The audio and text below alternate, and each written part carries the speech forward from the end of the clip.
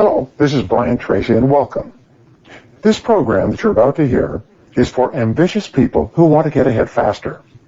The ideas you're about to learn will save you years of hard work in achieving the goals that are most important to you.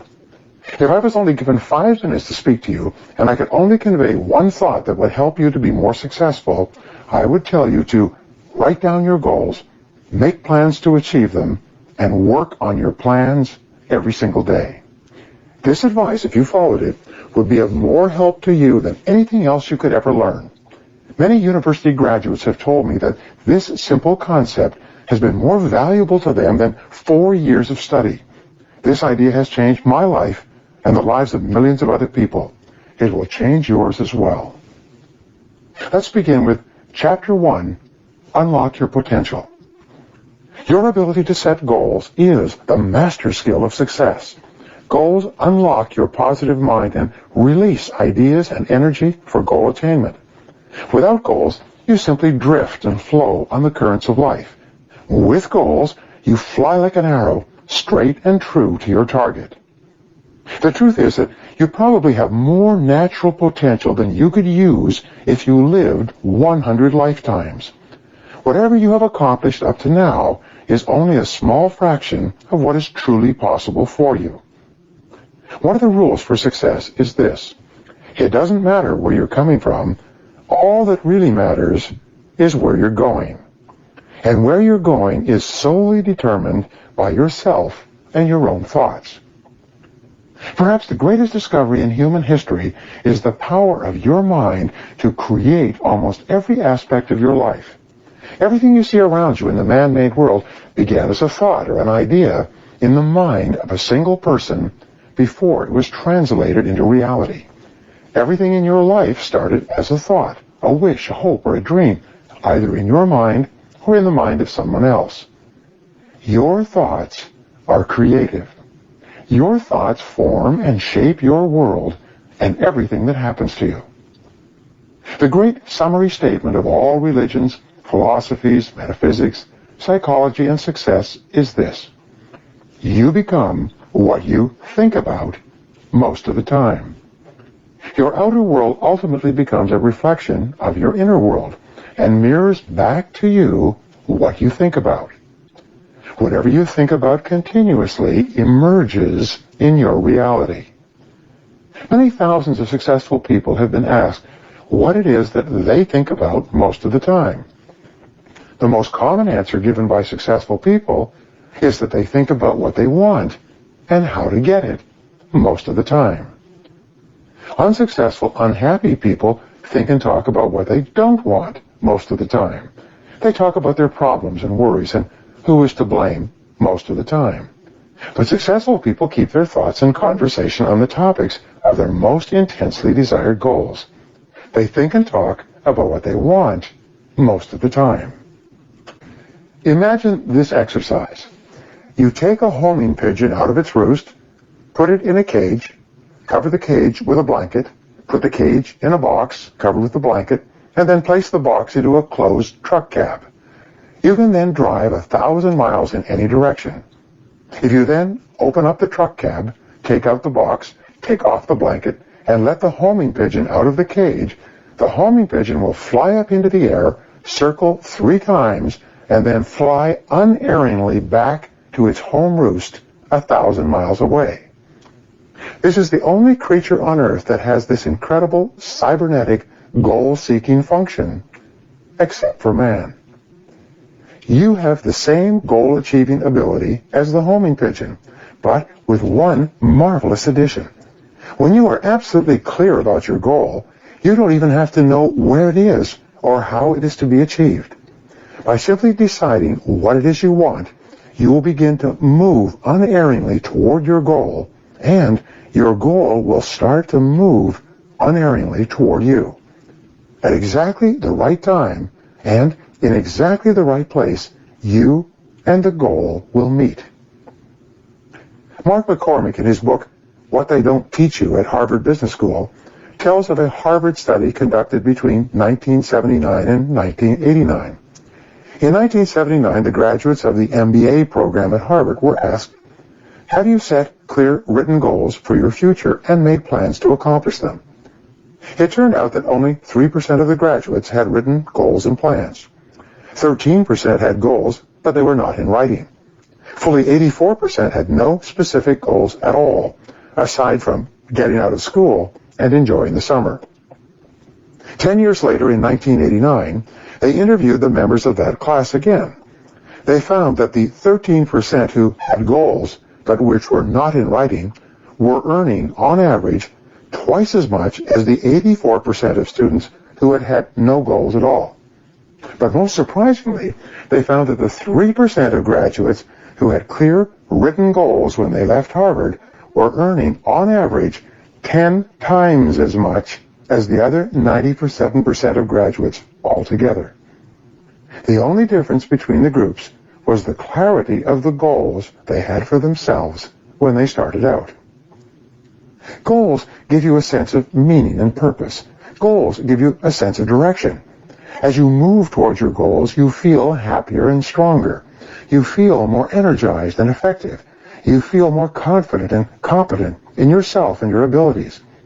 Every step you take toward your goals increases your belief that you can set and achieve even bigger goals in the future. Your inborn potential is extraordinary. You have within you right now the ability to achieve almost any goal that you can set for yourself.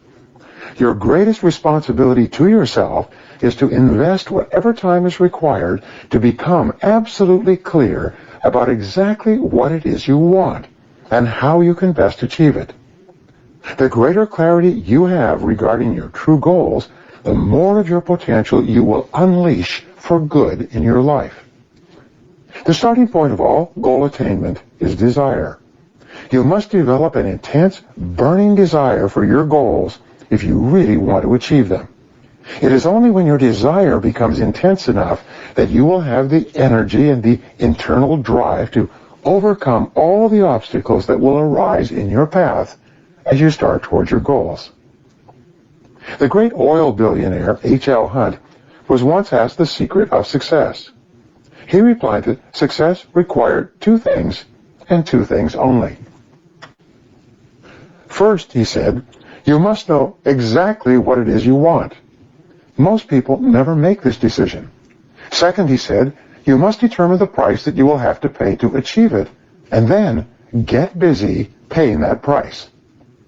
Setting goals, working toward them day by day, and ultimately achieving them is the key to happiness in life.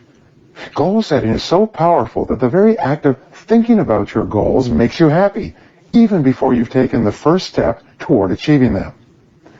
To unlock and unleash your full potential, you should make a habit of daily goal setting and achieving for the rest of your life. You should develop a laser-like focus so that you are always thinking and talking about the things you want rather than the things that you don't want. You must resolve from this moment on to be a goal-seeking organism, like a guided missile or a homing pigeon, moving unerringly toward the things that are important to you.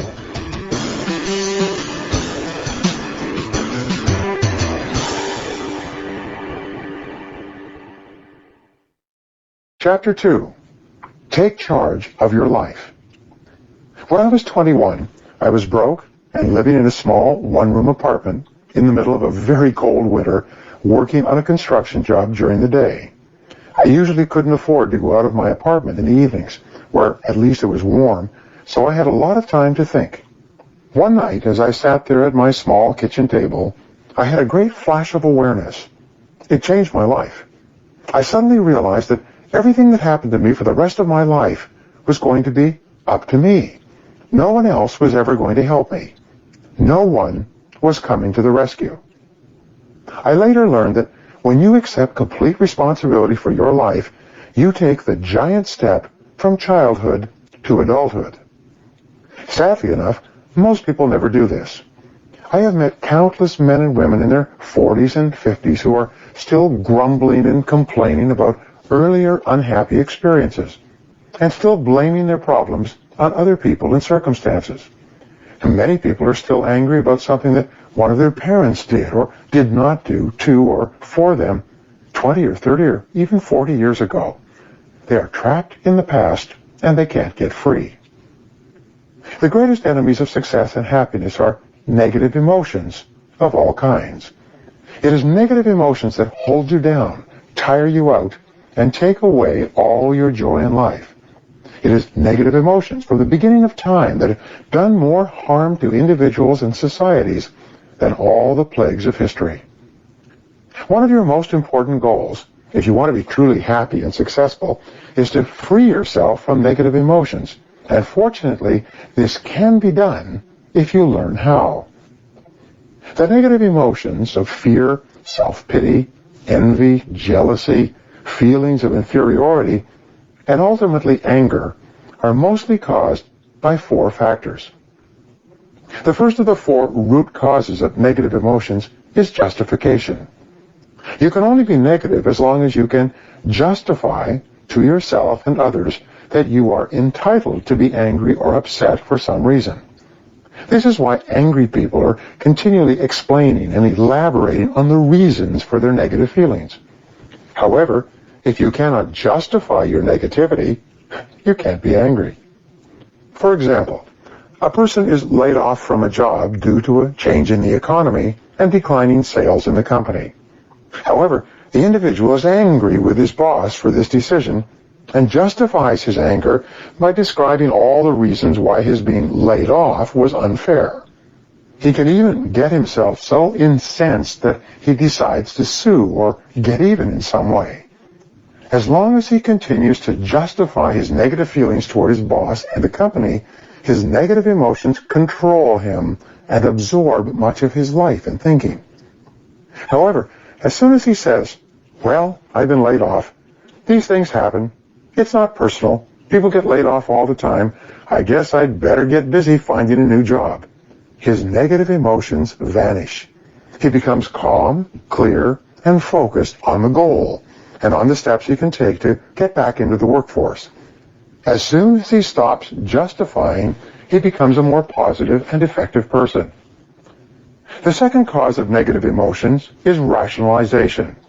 When you rationalize, you attempt to give a socially acceptable explanation for an otherwise socially unacceptable act. You rationalize to explain away or to put a favorable light on something that you have done that you feel bad or unhappy about. You excuse your behavior or actions by creating an explanation that sounds good, even though you know that you were an active agent in whatever occurred. You often create complex ways of putting yourself in the right by explaining that your behavior was really quite acceptable, all things considered. This rationalizing keeps your negative emotions alive.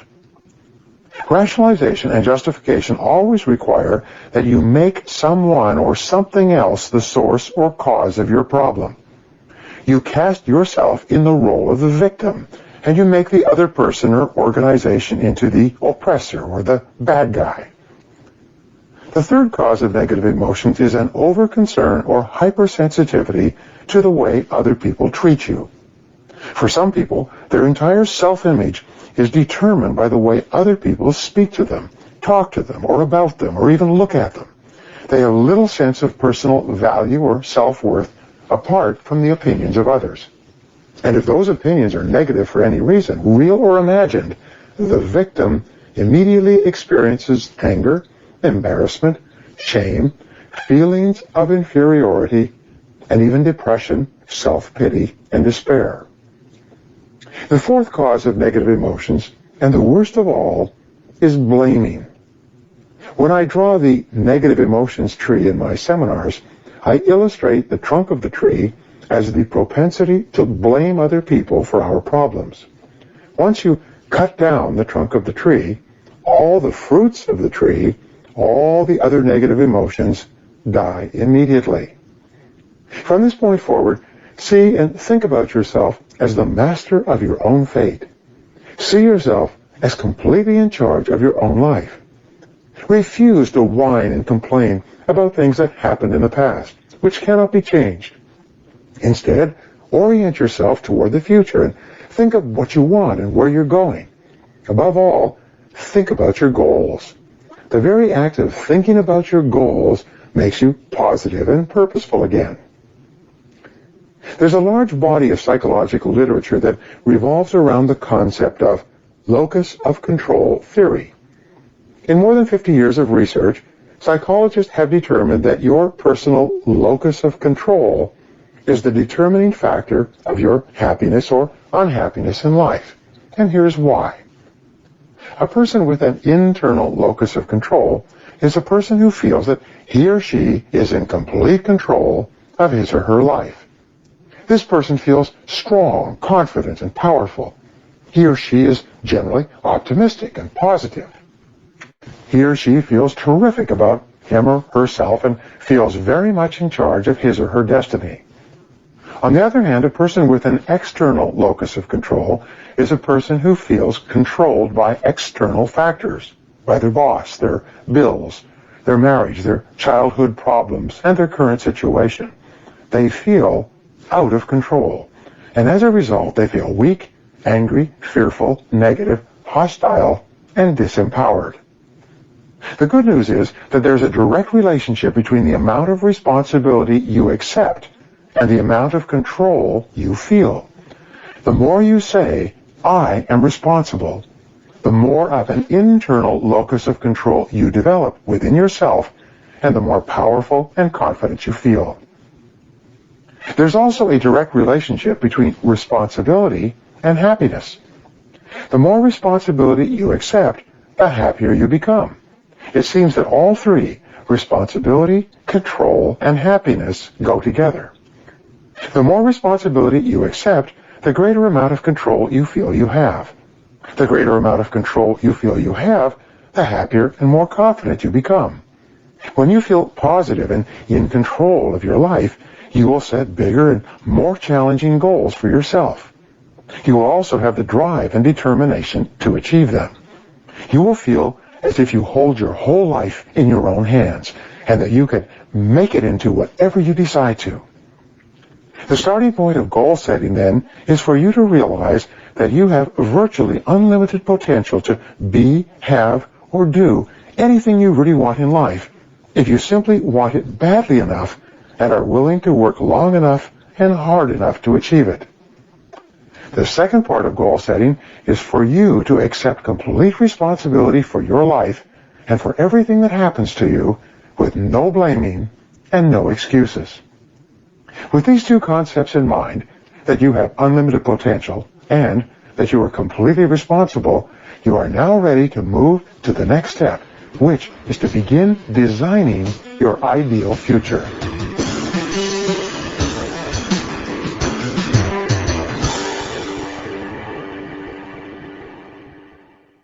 Chapter 3. Create your own future. In more than 3,300 studies of leaders conducted over the years, there's a special quality that stands out, one quality that all great leaders have in common. It is the quality of vision. Leaders have vision, non-leaders do not. Earlier I said that the most important discovery in all of human history is that you become what you think about most of the time. What is it then that leaders think about most of the time? And the answer is that leaders think about the future and where they are going and what they can do to get there most of the time. We call this leadership quality future orientation. Leaders think about the future and what they want to accomplish and where they want to arrive sometime down the road. Leaders think about what they want and what can be done to achieve it. The good news is that when you begin to think about your future as well, you begin to think like a leader, and you will soon get the same results that leaders get. In personal strategic planning, you should begin with a long-term view of your life as well. You should begin by practicing idealization in everything you do. In the process of idealization, you create a 5-year fantasy for yourself and begin thinking about what your life would look like in 5 years if it were perfect in every respect. The biggest single obstacle to setting goals is self-limiting beliefs. These are areas where you believe yourself to be limited in some way. You may believe yourself to be inadequate or inferior in areas such as intelligence, ability, talent, creativity, personality, or something else. As a result, you sell yourself short. By underestimating yourself, you set either no goals or low goals that are far below what you are truly capable of accomplishing. By combining idealization and future orientation, you cancel or neutralize this process of self-limitation. You imagine for the moment that you have no limitations at all. You imagine that you have all the time, talents, and abilities you could ever require to achieve any goal you could set for yourself. No matter where you are in life, you imagine that you have all the friends, contacts, and relationships you need to open every door and achieve anything you could really want. You imagine that you have no limitations whatsoever on what you could be, have, or do in the pursuit of the goals that are really important to you. When you practice idealization and future orientation, you make no compromises with your dreams and visions for yourself and your future. You don't settle for smaller goals or half successes. Instead, you dream big dreams and project yourself forward mentally as though you are one of the most powerful people in the universe. You create your perfect future. You decide what you really want before you come back to the present moment and deal with what is possible for you within your current situation. So, start with your business and career. Imagine that your work life was perfect 5 years from now. Answer these questions. Number 1, what would it look like? Number 2, if your work life were perfect, what would you be doing? Number 3, where would you be doing it? Number 4, who would you be working with? What level of responsibility would you have? 5, if you were at the top of your field, what kind of skills and abilities would you have? Number 6, what kind of goals would you be accomplishing? And number 7, what level of status would you have in your field if your career was perfect sometime in the future? When you answer these questions, imagine that you have no limits. Imagine that everything is possible for you. Imagine that you have a magic slate. That means you can write down anything you want. You can erase anything that may have happened in the past and create whatever picture you desire for your future. You can clean the slate at any time and start over. You have no limits. When you fantasize and imagine your perfect future, the only question you ask is, how? This is the most powerful question of all.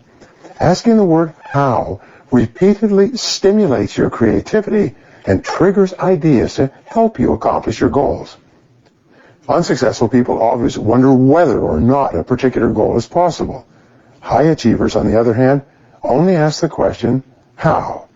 They then set to work to find ways to make their visions and goals into realities. When you have clear, exciting goals and ideals, you will feel happier about yourself and your world. You'll be more positive and optimistic. You'll be more cheerful and enthusiastic. You will feel internally motivated to get up and get going every morning, because every step you're taking will be moving you in the direction of something that is important to you. Resolve to think about your ideal future most of the time. Remember, the very best days of your life lie ahead. The happiest moments you will ever experience are still to come. The highest income you will ever earn is going to materialize in the months and years ahead. The future is going to be better than anything that may have happened in your past. There are no limits. The clearer you can be about your long-term future, the more rapidly you will attract people and circumstances into your life to help make that future a reality. The greater clarity you have about who you are and what you want, the more you will achieve, and the faster you will achieve it in every area of your life.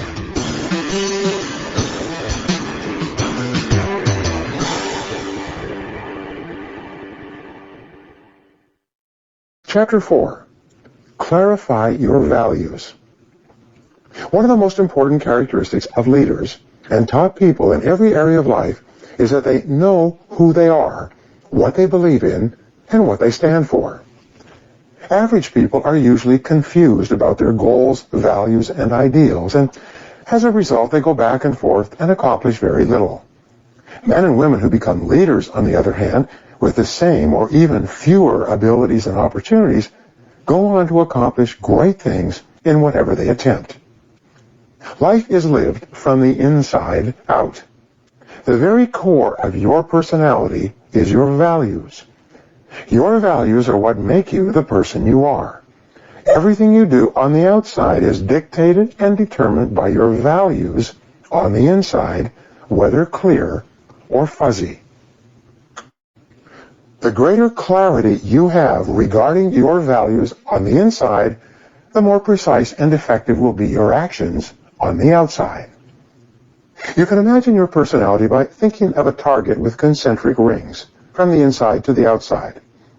Your personality is also made up of 5 rings, starting from the center, your values, and radiating outward to the next circle, which is your beliefs. You see, your values determine your beliefs about yourself and the world around you. If you have positive values, such as love, compassion, and generosity, you will believe that people in your world are deserving of these values, and you will treat them accordingly. Your beliefs, in turn, determine the 3rd ring of your personality, your expectations. If you have positive values, you will believe yourself to be a good person. If you believe yourself to be a good person, you will expect good things to happen to you. If you expect good things to happen to you, you will be more positive, cheerful, and future-oriented. You will look for the good in other people and other situations.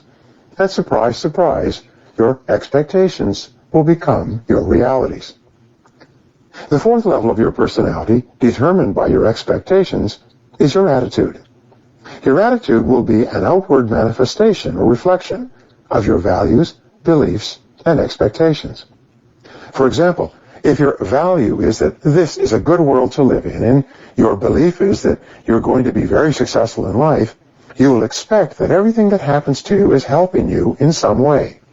As a result, you will have a positive mental attitude toward other people, and they will respond positively toward you. You will be a more cheerful and optimistic person. You will be someone that others want to work with and for, and buy from and sell to, and generally help to be more successful. This is why a positive mental attitude seems to go hand in hand with great success in every walk of life. The 5th ring or level of your life is your actions. Your actions on the outside will ultimately be a reflection of your innermost values, beliefs, and expectations on the inside. This is why what you achieve in life and work will be determined more by what is going on inside of you than by any other factor. You can tell how a person thinks most of the time by looking at the conditions of their outer lives. A positive, optimistic, goal and future-oriented person on the inside will enjoy a happy, successful, and prosperous life on the outside most of the time. You are the very happiest when what you are doing on the outside is congruent with your values on the inside. When you are living in complete alignment with what you consider to be good and right and true, you'll automatically feel happy and positive about yourself and your world. Your goals must be congruent with your values, and your values must be congruent with your goals. This is why clarifying your values is often the starting point to high achievement and peak performance. Values clarification requires that you think through what is really important to you in life. You then organize your entire life around these values. Any attempt to live on the outside in a manner that contradicts the values you hold on the inside will cause you stress, negativity, unhappiness, pessimism, and even anger and frustration. So therefore, your chief responsibility to yourself in the creation of a great life is for you to develop absolute clarity about your values in everything you do. Living in alignment with your true values is the royal road to self-confidence, self-respect, and personal pride. In fact, almost every human problem can be resolved by returning to values. Whenever you experience stress of any kind, look into yourself and ask, in what way am I compromising my innermost values in this situation? There are some insightful ways to help you to determine your true values. First of all, you can look at your past. How have you behaved under pressure in the past?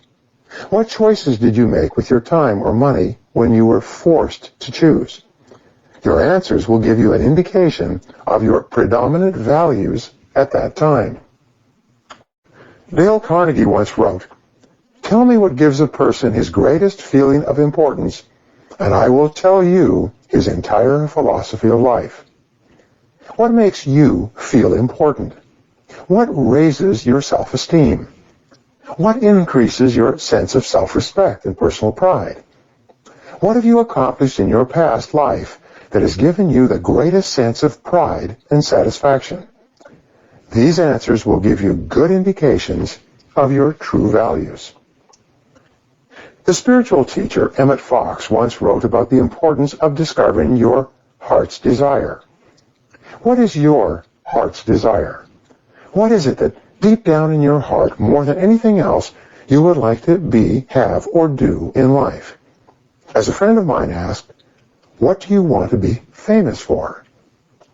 What words would you like people to use to describe you when you are not there? What would you like people to say about you when you have passed on? What would you like someone to say about you at your funeral? How do you want your family, friends, and children to remember you? How would you want them to talk about you after you had left this earth? How would you like people to talk to them about you today?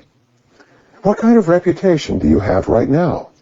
What kind of a reputation would you like to have sometime in the future? And what would you have to begin doing today in order to create the kind of reputation that you desire? Remember, it doesn't matter where you're coming from. All that really matters is where you're going. If you were an outstanding person in every respect, how would you behave toward others? What sort of impression would you leave on others after you had met them and spoken with them? Imagine you could be a completely excellent person. How would you be different from today? In psychology, your level of self-esteem determines your level of happiness. Self-esteem is defined as how much you like yourself.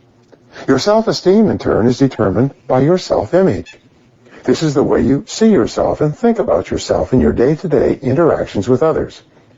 Your self-image is shaped by your self-ideal.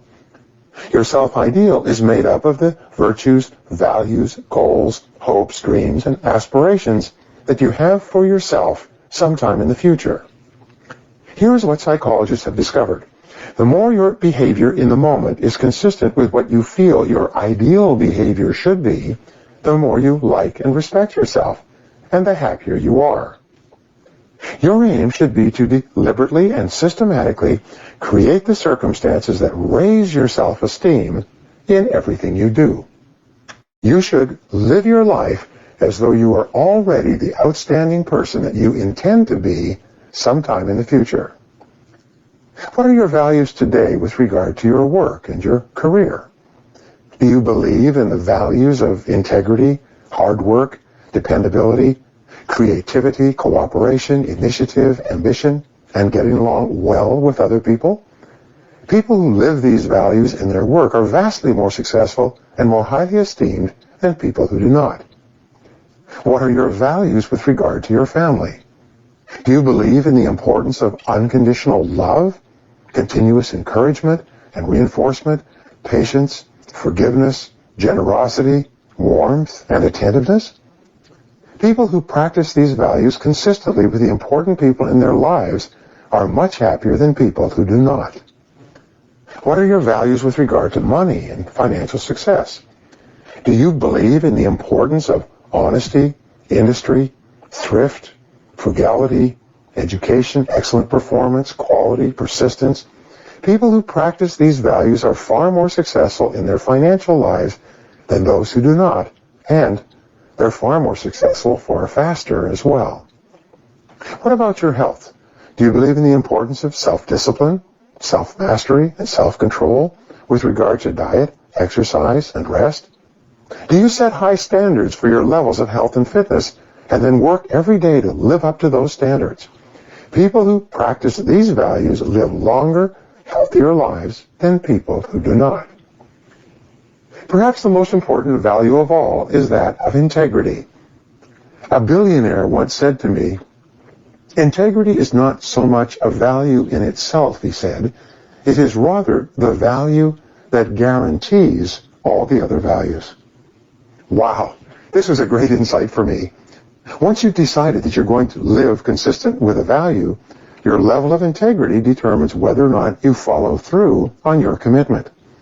The more you discipline yourself to live consistent with the very best you know, the greater is your level of personal integrity. And the higher your level of integrity, the happier and more powerful you will feel in everything you do. Truly great men and women are always described as having high levels of integrity. They live their lives consistent with their highest values, even when no one is looking. Mediocre men and women, on the other hand, are always cutting corners and compromising their integrity, especially when no one is watching. Decide today to be a man or woman of honor. Resolve to tell the truth and to live in truth with yourself and other people. Crystallize your values in each area of your life. Write them down. Think of how you would behave if you were living consistent with those values, and then refuse to compromise them for any reason.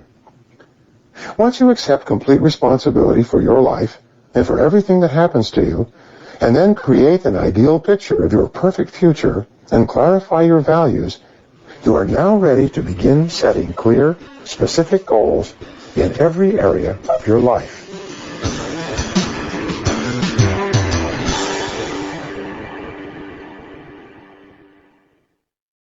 Chapter 5. Determine your true goals. My favorite word in goal setting and success in general is the word clarity. There is a direct relationship between the level of clarity you have about who you are and what you want and virtually everything else you accomplish in life.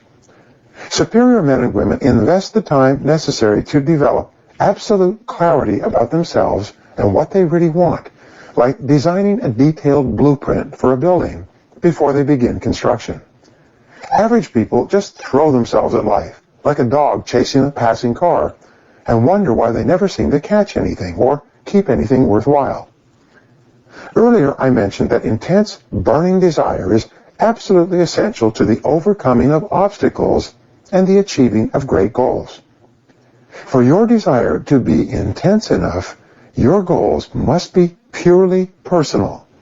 They must be goals that you choose for yourself, rather than goals that someone else wants for you, or that you want to achieve to please someone in your life. In goal setting, for the process to be effective, you must be perfectly selfish about what it is that you really, really want for yourself. One of the most important questions in goal setting is this: what do I really want to do with my life? If you could do or be or have anything at all in life, what would it be? Remember, you can't hit a target you can't see. You should return to this question over and over again in the months and years ahead. What do I really want to do with my life?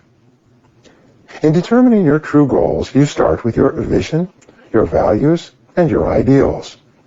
When you begin, these will often feel a bit like fantasies, detached from reality. However, now your job is to make them concrete, like designing a dream house on paper. You start with your general goals and then move to more and more specific goals. For example, ask these questions.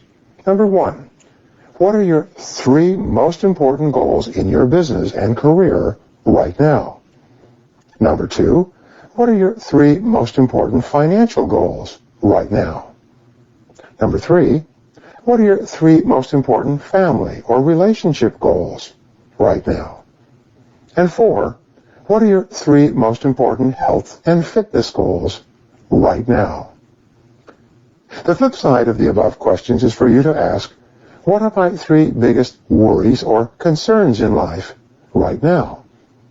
What bothers you, worries you, concerns you, and preoccupies you in your day-to-day life? What aggravates or irritates you? What is robbing you of happiness more than anything else? As a friend of mine often asks, where does it hurt? Once you have identified your biggest problems, worries, or concerns, ask yourself, what are the ideal solutions to each of these problems? How can I eliminate these problems or worries immediately? What is the fastest and most direct way to solve this problem? In 1142, William of Ockham, a British philosopher, proposed a method of problem solving that has come to be referred to as Occam's razor. This way of thinking has become famous and popular throughout the ages. What Occam said was that the simplest and most direct solution, requiring the fewest number of steps, is usually the correct solution to any problem. Many people make the mistake of overcomplicating goals and problems. But the more complicated the solution, the less likely it is ever to be implemented, and the longer the time it will take to get any results. Your aim should be to simplify the solution and go directly to the goal as quickly as possible. For example, many people tell me that they would like to double their incomes. If they are in sales, I ask them, what is the fastest and most direct way to double your income? After they have come up with a series of suggestions, I give them what I consider to be the best answer. Double the amount of time that you spend face-to-face with qualified prospects. The most direct way to increase your sales has always been the same. Spend more time with better prospects. If you don't upgrade your skills or change anything else about what you are doing, but you double the number of minutes that you spend face-to-face with prospects each day, you will probably double your sales income. In setting goals for your life, short and long term, you should continually ask yourself, what do I most enjoy doing in each area of my life? For instance, if you could do just one thing all day long in your work, what would it be? If you could do any job or full-time activity all the time without pay, what would it be? What sort of work or activity gives you the greatest joy and satisfaction? The psychologist Abraham Maslow identified what he called peak experiences, those moments or times when the individual feels the happiest, most elated, and exhilarated. One of your aims in life is to enjoy as many peak experiences as possible. You achieve this by thinking back and identifying those moments of peak experience in your past, and then by imagining how you could repeat them in your present and future. What have been your happiest moments in life up to now? How could you have more of those moments in the future? What do you really love to do? You should have goals for social and community involvement and contribution as well. Think about what kind of a difference you would like to make in your world. What organizations, causes, needs, or social problems would you like to work on or in? What changes would you like to see? Who is there who is less fortunate than you that you would like to help? If you were independently wealthy, what causes would you support? Most of all, what could you do today to begin making a difference in your world? Don't wait until some future date when everything will be ideal. Instead, start today in some way. One of the most important areas of goal setting is your financial life. If you could earn and accumulate all the money you need, you could probably achieve most of your non-financial goals faster and easier than you can today. So, if your life were ideal, how much money would you like to earn each month and each year? How much would you like to save and invest each month and each year? How much would you like to be worth sometime in the future? What sort of estate would you like to accumulate by the time you retire, and when would you like that to be? Most people are hopelessly confused about their financial goals, but when you become absolutely clear about them for yourself, your ability to achieve them increases dramatically. When you are absolutely clear about what you want, you can then think about your goals most of the time. And the more you think about them, the faster they will materialize in your life. The process of asking yourself questions about your goals in each part of your life begins to clarify your thinking and make you a more focused and better defined person.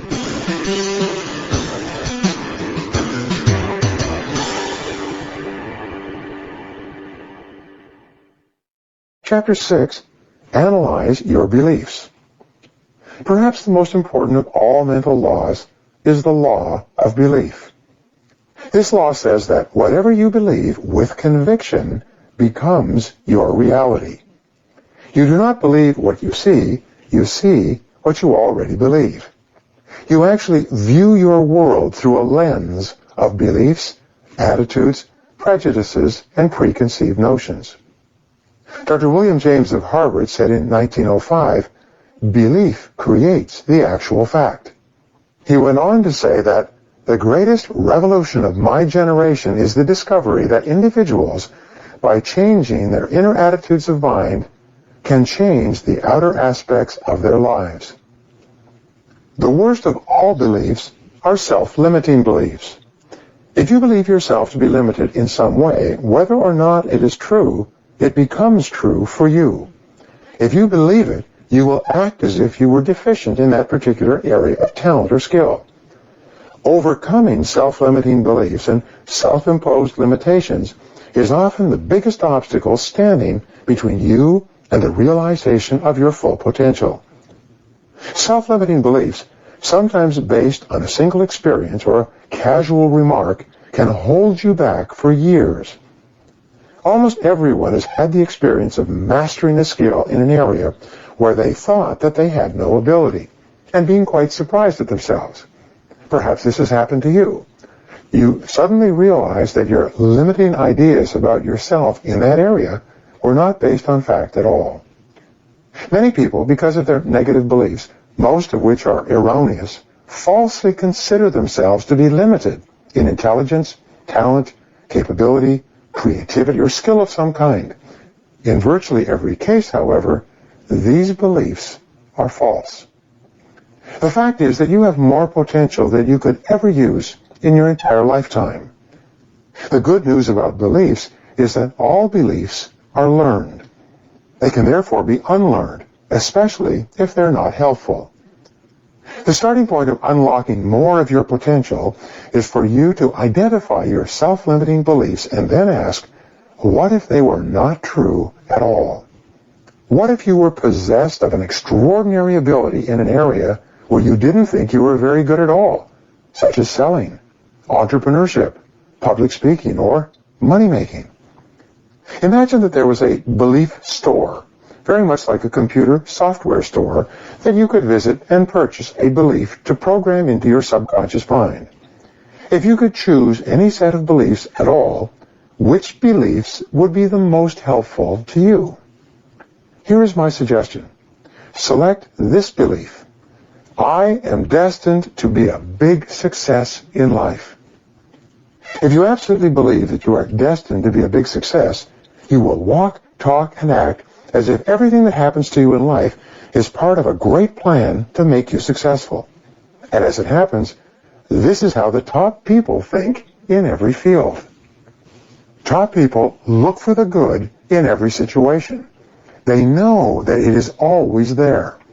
No matter how many reversals and setbacks they experience, they expect to get something good out of everything that happens to them. They believe that every setback is part of a great plan that is moving them inexorably toward achieving the great success that is inevitable for them. If your beliefs are positive enough, you will seek the valuable lesson in every setback or difficulty. You will confidently believe that there are many things that you have to learn on the road to achieving and keeping your ultimate success. You therefore look upon every problem as a learning experience. Emmett Fox, the spiritual teacher I mentioned before, once said that your main job in life is to create the mental equivalent within yourself of what you want to realize and enjoy in your outer world. Your focus must be on creating the beliefs within yourself that are consistent with the great success you want to be in your outer world. You achieve this by challenging your self-limiting beliefs, by rejecting them and then acting as if they did not exist. You reinforce the development of new life-enhancing beliefs by increasing your knowledge and skills in your field to the point where you feel equal to any demand or challenge. You accelerate the development of new positive beliefs by setting bigger and more exciting goals in every area. Finally, you act continually as if you were already the person that you desire to be. Your aim is to reprogram your subconscious mind for success by creating the mental equivalent in everything you do or say. Your beliefs are always manifested in your words and actions. Make sure that everything you say and do from now on is consistent with the beliefs that you want to have and the person that you want to become. In time, you'll replace more and more of your self-limiting beliefs with life-enhancing beliefs. Over time, you will completely reprogram yourself for success. When this occurs, the transformation that takes place in your outer life will amaze you and all the people around you.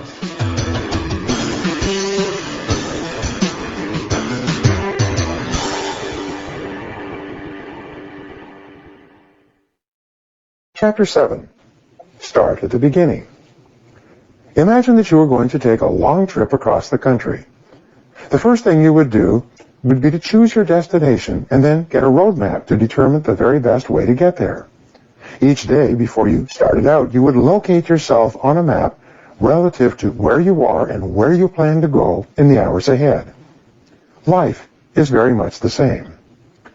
Once you have decided upon your values, vision, mission, purpose, and goals, the next step is for you to analyze your starting point. Exactly where are you today, and how are you doing in each of the important areas of your life, especially as they relate to your goals. Jack Welch, the CEO of General Electric for many years, once said that the most important quality of leadership is the reality principle. He defined this as the ability to see the world as it really is, not as you wish it were.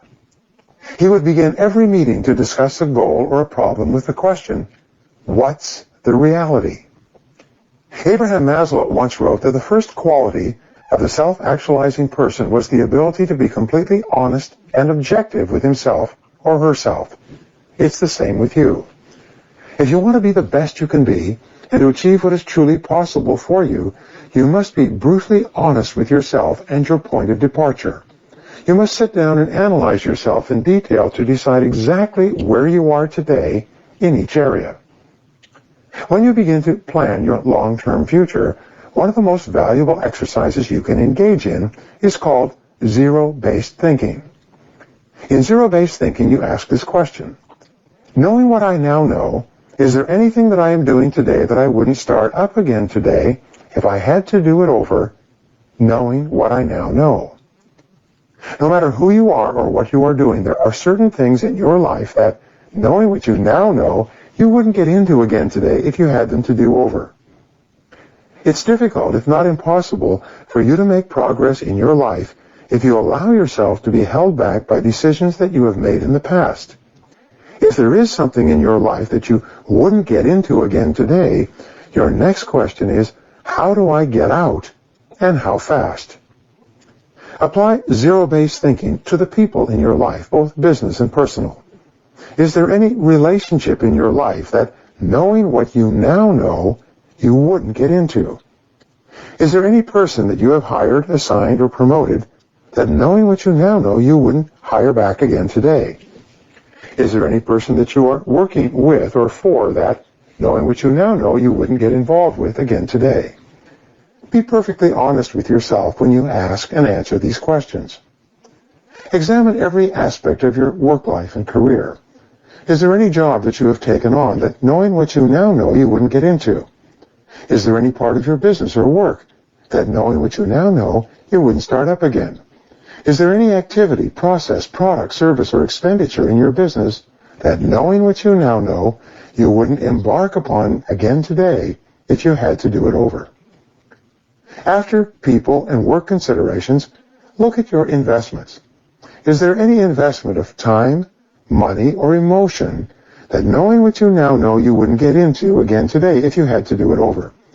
If the answer is no, how do you get out, and how fast? Fully 70% of the decisions that you make will turn out to be wrong in the fullness of time.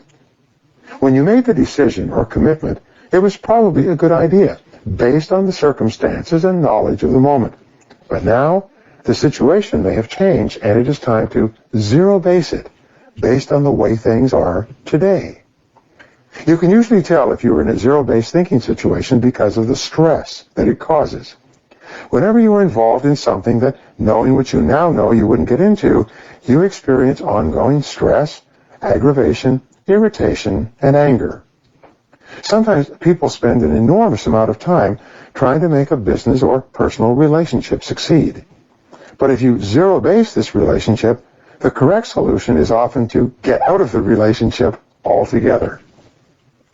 The only real question is whether or not you have the courage to admit that you were wrong and then take the necessary steps to correct the situation. When you embark on the achievement of any great goal, you should imagine that at any time you could start your career over again. Never allow yourself to feel locked in or trapped by a particular decision from the past. Keep focused on the future. Many people today are walking away from their educations, their businesses, their industries, and their years of experience and getting into something completely new and different. They are honest enough to recognize that there is a limited future in the direction they are going, and they are determined to get into something where the future possibilities are far greater. You must do the same. In doing a baseline assessment of yourself and your life, you must face the facts, whatever they are. As Harold Janine of ITT once said, facts don't lie. Seek out the real facts, not the obvious facts, the apparent facts, the hoped-for facts, or the wished-for facts. The true facts are what you need to make good decisions. Take a hard look at your current company and industry. Take a hard look at your current job situation. Take a hard look at your market relative to your competitors. In reinventing yourself, stand back and think about starting your career over again today, knowing what you now know. Imagine that your job and your industry disappeared overnight. Imagine that you had to make brand new career choices. If you were starting over again today with your special combination of talents and skills, what would you choose to do that is different from what you are doing now? In mentally starting over, as though you were beginning your career anew, look deeply into yourself as well. What good habits do you have that are helping you and moving you toward your goals? What bad habits have you developed that may be holding you back? What are your very best qualities of character and personality? What are your weakest qualities? What new habits and qualities do you need to develop to get the very most out of yourself? And what is your plan to begin developing them? What bad habits do you need to get rid of and replace with good habits? There's an old saying, well begun is half done. Doctors say accurate diagnosis is half the cure. Taking the time to honestly evaluate each part of your situation before you launch toward your goal will save you months and even years on your journey. In many cases, it will force you to reevaluate your goals in the light of superior analysis and knowledge. It will dramatically improve the speed at which you achieve your goals once you get going.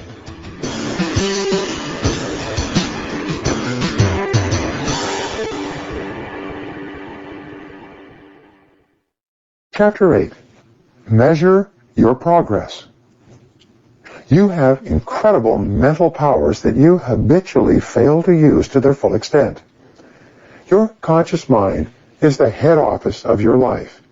Its role is to deal with the information in your environment and then to identify, analyze, and compare it against other information, and then to decide what actions to take.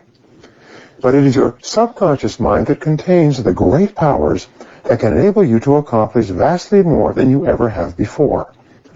At least 90% or more of your mental powers are below the surface. It is essential that you learn how to tap into these powers to motivate, stimulate, and drive you forward toward the achievement of your goals.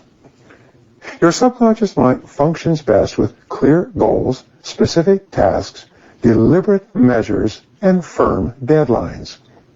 The more of these with which you program your subconscious computer, the better it functions for you, and the more you will accomplish in a shorter period of time. As you set your goals and begin moving toward them, it is essential that you establish a series of benchmarks or measures that you can use to evaluate your progress day by day and hour by hour. The more clear and specific the measures you set, the more accurate you will be in hitting your targets on schedule.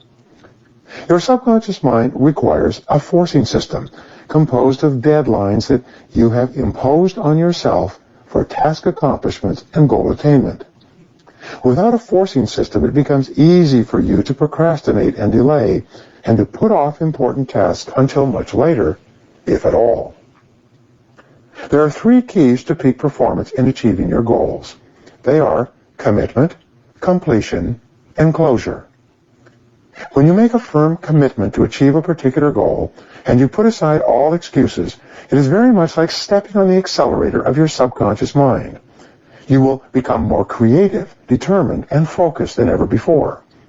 Great men and women are those who make clear, unequivocal commitments and then refuse to budge from them no matter what happens. Completion is the second ingredient in peak performance. There is an enormous difference between doing 95% of a task and doing 100% of a task. In fact, it is very common for people to work very hard up to the 90% or 95% level and then to slack off and delay the final completion of the task. This is a temptation that you must fight against. You must continually force yourself, discipline yourself to resist this natural tendency and push through to completion. Every time you complete a task of any kind, your brain releases a small quantity of endorphins. This natural morphine gives you a sense of well-being and elation. It makes you feel happy and peaceful. It stimulates your creativity and improves your personality. It is nature's wonder drug. The more important the task that you complete, the greater is the quantity of endorphin that your brain releases, very much like a reward for success and achievement. Over time, you can actually develop a positive addiction to the feelings of well-being that you receive from this endorphin rush. Even when you complete a small task, you feel happier. When you complete a large task, you feel happier still. When you finish the various steps on the way to the completion of a large task, at every achievement, you get an endorphin rush. You feel continuously happy and exhilarated when you are working toward the completion of an important job. Everyone wants to feel like a winner, and feeling like a winner requires that you win. You get the feeling of the winner by completing a task 100%. When you do this repeatedly, eventually you develop the habit of completing the tasks that you begin. When this habit of task completion locks in, your life will begin to improve in ways that you cannot today imagine. In psychology, the reverse is also true. The incomplete action is a major source of stress and anxiety. In fact, much of the unhappiness that people experience is because they have not been able to discipline themselves to follow through and complete an important task or responsibility. If you've ever had a major assignment that you have been putting off, you know what I'm referring to.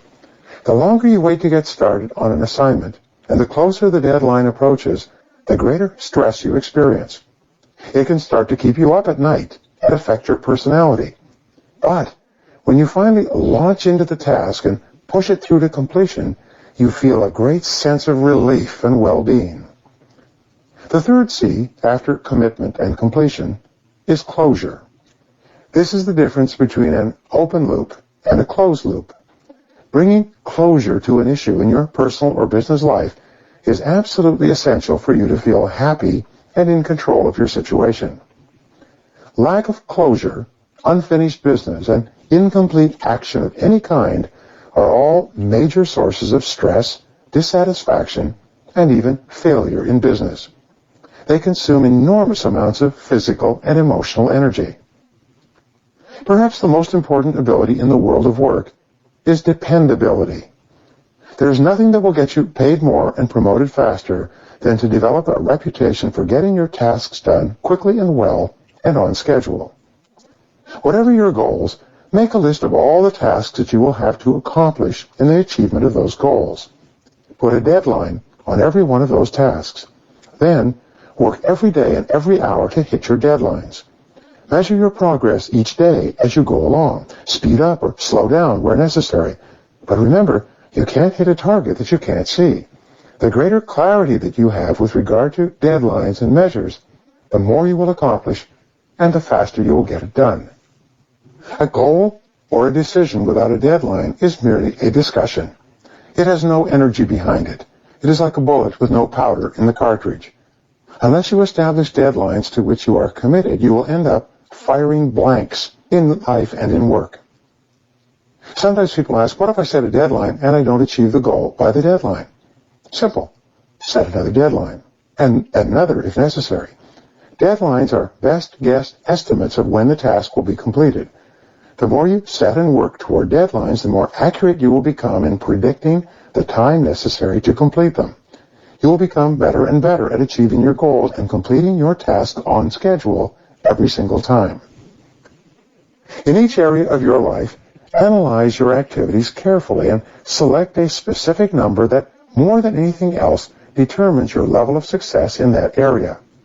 Then, focus all of your attention all day long on that specific number.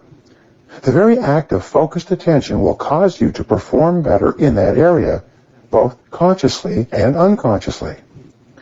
If you want to be healthier, you could focus on the number of minutes per week that you exercise, or the number of calories per day that you eat.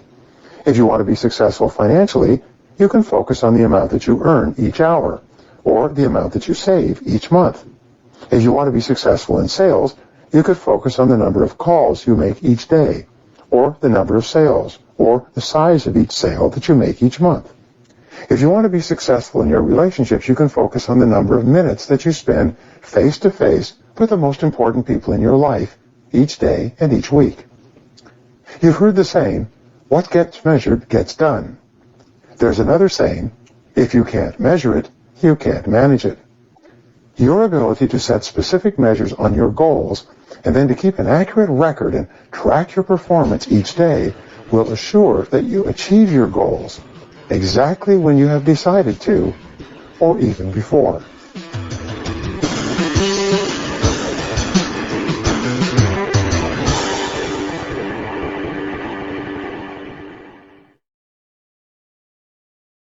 Chapter 9. Remove the roadblocks. How many times do you think that people try to achieve their new goals before they give up? Well, the average is less than one time. Most people give up before they even make the first try. And the reason they give up is because of all the obstacles, difficulties, problems, and roadblocks that immediately appear as soon as you decide to do something that you've never done before. The fact is that successful people fail far more often than unsuccessful people. Successful people try more things, fall down, pick themselves up, and try again over and over again before they win through. Unsuccessful people try a few things, if they try at all, and very soon quit and go back to what they were doing before. You should expect to fail and fall short many times before you achieve your goals. You should look upon failure and temporary defeat as a part of the price that you pay on your road to the success that you will inevitably achieve. As Henry Ford once said, failure is merely an opportunity to more intelligently begin again. Once you have decided upon your goal, ask yourself, why am I not there already? What is holding you back? Why haven't you achieved that goal up to now? Identify all the obstacles that stand between you and your goal. Write down every single thing that you can think of that might be blocking you or slowing you down from moving ahead. Remember, you become what you think about most of the time. In the area of problems and difficulties, successful people have a particular way of thinking that we call solution orientation. Successful people think about solutions most of the time. Unsuccessful people think about problems and difficulties most of the time.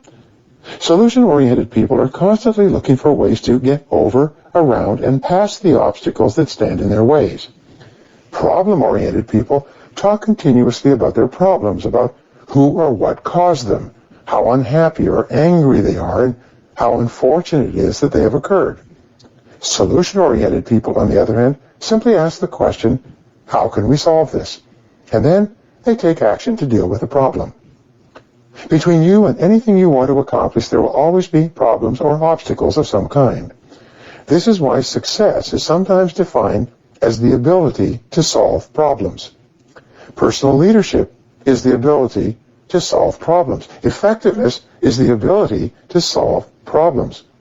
All men and women who accomplish anything of importance are people who have developed the ability to solve the problems that stand between them and their goals. One of the most important breakthroughs in thinking in the last few decades was described by Elihu Goldratt in his book The Goal as the theory of constraints. This theory says that between you and anything you want to accomplish, there is a constraint or limiting factor that determines how fast you get to where you want to go. For example, if you're driving down the freeway and there's traffic construction that is narrowing all the cars into a single lane, this bottleneck or choke point becomes the constraint that determines how fast you get to your destination. The speed at which you pass through this bottleneck will largely determine the speed of your entire journey. In accomplishing any major goal, there's always a constraint or bottleneck that you must get through as well. Your job is to identify it accurately and then to focus all of your energies on alleviating that key constraint. Your ability to remove this roadblock or deal with this limiting factor can help you move ahead faster than perhaps any other step you can take. The 80-20 rule says that 80% of your constraints will be within yourself. Only 20% of your constraints will be outside of yourself, contained in other people and situations. To put it another way, it is you personally who is usually the major roadblock that is setting the speed at which you achieve any goal that you set for yourself. For most people, this is hard to accept, but superior people are more concerned with what is right rather than who is right or being right. Superior people are more concerned with the truth of the situation and what they can do to solve the problem than they are with protecting their egos. Ask yourself, what is it in me that is holding me back? Look deep within yourself and identify the key constraints in your personality, temperament, skills, abilities, habits, education, or experience that might be holding you back from achieving the goals that you have set for yourself. Ask the brutal questions. Be completely honest with yourself. The primary obstacles between you and your goals are usually mental. They are psychological and emotional in character. They are within yourself rather than within the situation around you.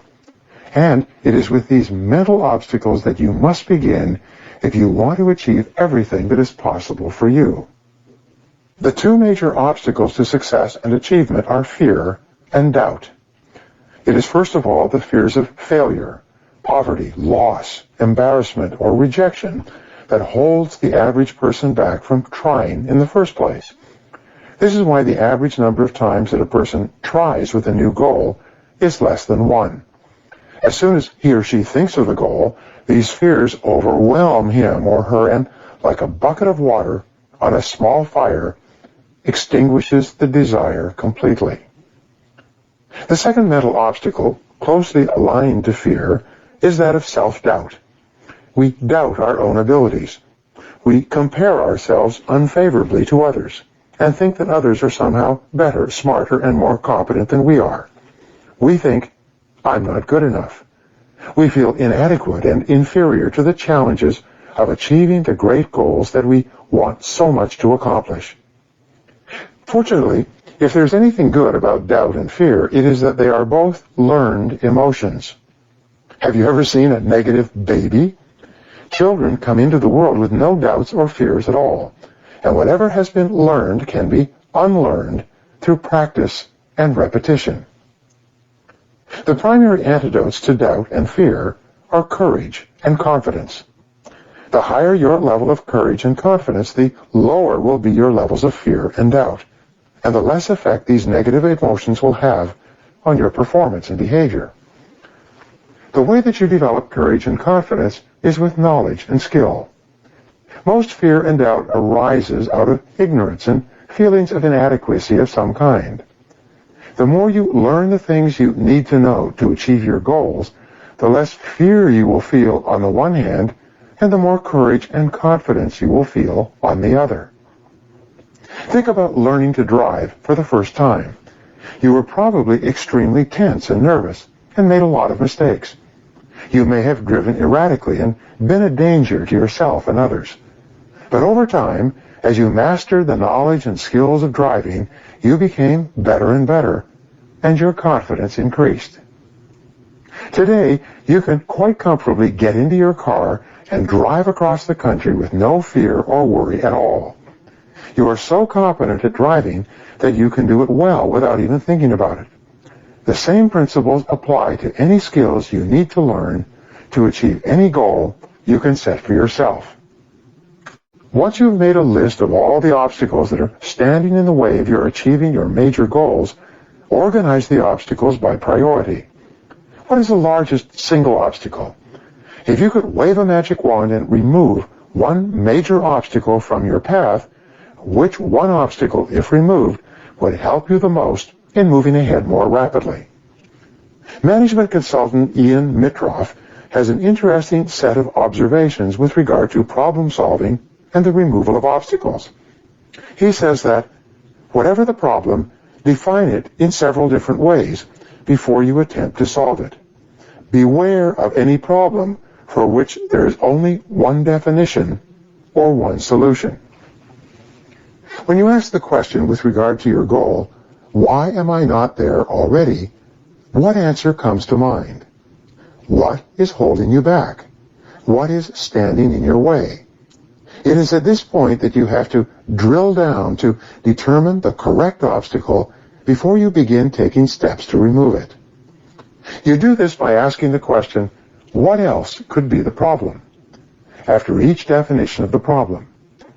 In the book, The McKinsey Way, describing the management consulting practices of McKinsey & Company, the authors point out that one of the greatest wastes of time and money is in applying the wrong solution to the wrong problem in the first place. This can apply to your problems and obstacles as well. By identifying the constraints or reasons that you are not achieving your personal income goals, each definition leads to a different set of solutions. They require that you think in different ways. In your personal life, it's the same.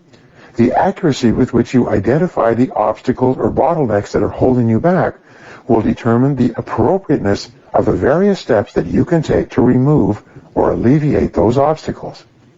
Once you have determined the major obstacle that is holding you back, rewrite that obstacle as a positive goal. For example, you could now say, my goal is to continually upgrade my skills and abilities so that I am in the top 10% of money earners in my field. You then make a list of all the things that you could do to upgrade your knowledge and skills, improve your time management, increase your efficiency and effectiveness, and make more sales for your company. You set deadlines and measures next to each step in your strategy to achieve excellence in your field. You then select one key task and take action on it immediately. From then on, you hold your own feet to the fire. You become your own taskmaster. You discipline and drive yourself to do the things that you need to do to become the kind of person that you need to become in order to achieve the goals that you have set for yourself. This exercise of identifying what is holding you back and then setting a clear written goal to remove that obstacle puts you back in control of your own life. By following through on your resolution, you virtually guarantee your ultimate success and the achievement of almost any goal you can set for yourself. If you have any questions or concerns about the accuracy of your problem definition, discuss it with someone you know and trust. Put your ego aside. Invite honest feedback and criticism.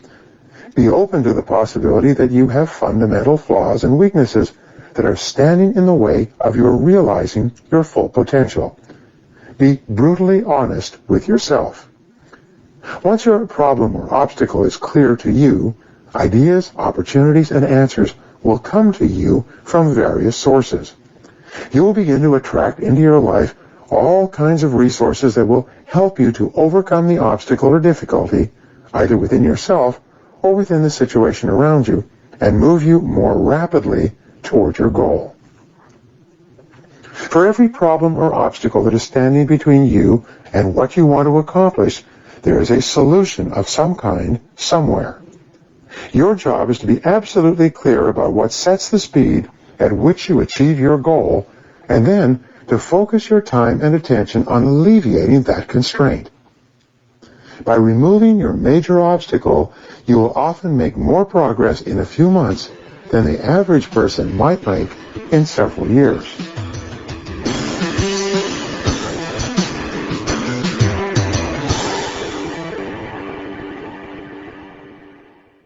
Chapter 10. Become an expert in your field. One of the qualities of top people is that at a certain point in their careers, they decided to commit to excellence. They decided to be the best at what they do. They decided to pay any price, make any sacrifice, and invest any amount of money necessary to become very good in their chosen fields. And as a result of this decision, they pulled away from the pack of average performers and moved themselves upward into the income category where today they earn 3, 4, 5, and even 10 times as much as their peers who have not made this commitment. Everyone who was in the top 10% in their field started in the bottom 10%. Everyone who is doing well today was once doing poorly. And even more importantly, whatever others have done within reason, you can do as well. No one is smarter than you, and no one is better than you. People are just better or smarter in different areas. In addition, all business skills are learnable. People who are doing better in some area of business have learned the essential skills in combination with other skills before you have. If you are not achieving what others are achieving, it simply means that you have not learned those skills yet. You can learn anything you need to learn to achieve any goal you can set for yourself. There are no real limits on what you can accomplish, except for the limits that you place on your own mind and imagination. If you decide to become excellent, to join the top 10% of people in your field, there's nothing on earth that can stop you from getting there except yourself. Once you have decided to become one of the best people in your field, the only question you ask is, how do I achieve it? The very fact that hundreds of thousands and even millions of people have gone from the bottom to the top in every field is ample proof that you can do it as well. Many of these people, if not most of them, may not even have the natural talents and abilities that you have already. In most areas of life, it is more hard work and dedication than natural ability and talent that leads to excellence and great success. You begin your journey to excellence by asking the question, what additional knowledge, skills, and information will I need to lead my field in the months and years ahead? Project yourself forward 3 to 5 years and imagine that you are already one of the very best and highest paid people in your industry. What would have happened? What would you have to have done, learned, or accomplished to reach this point? What skills would you have had to master to lead your field? Here is the great go-forward question for the rest of your working life. What one skill, if you developed and did it in an excellent fashion, would have the greatest positive impact on your career? This becomes your focal point for personal and professional development. Your answer to this question is essential to your achieving excellence in your field. Keep asking yourself, what one skill, if I developed and did it in an excellent fashion, would have the greatest positive impact on my income and on my future in my current job? If you're at all unsure about the answer to this question, go to your boss and ask him or her. Ask your coworkers. Ask your staff. Ask your spouse and your friends. It's absolutely essential that you find out the answer to this question: what one skill would help you the most? And then focus all of your energies on improving your performance in this particular area. Once you have achieved mastery in your weakest key skill area, you then ask the question again: now what one skill will help me the most? And whatever your answer to that question, you go to work on that skill until you achieve mastery in that area as well. You are born with certain natural skills, abilities, tendencies, strengths, weaknesses, and talents. These emerge in early life and usually crystallize in your late teens. They don't change very much over the course of your lifetime. One of the most important things you do in your career is to identify what it is that you are really good at, or what it is that you can become good at, and then put your whole heart into becoming excellent in that area.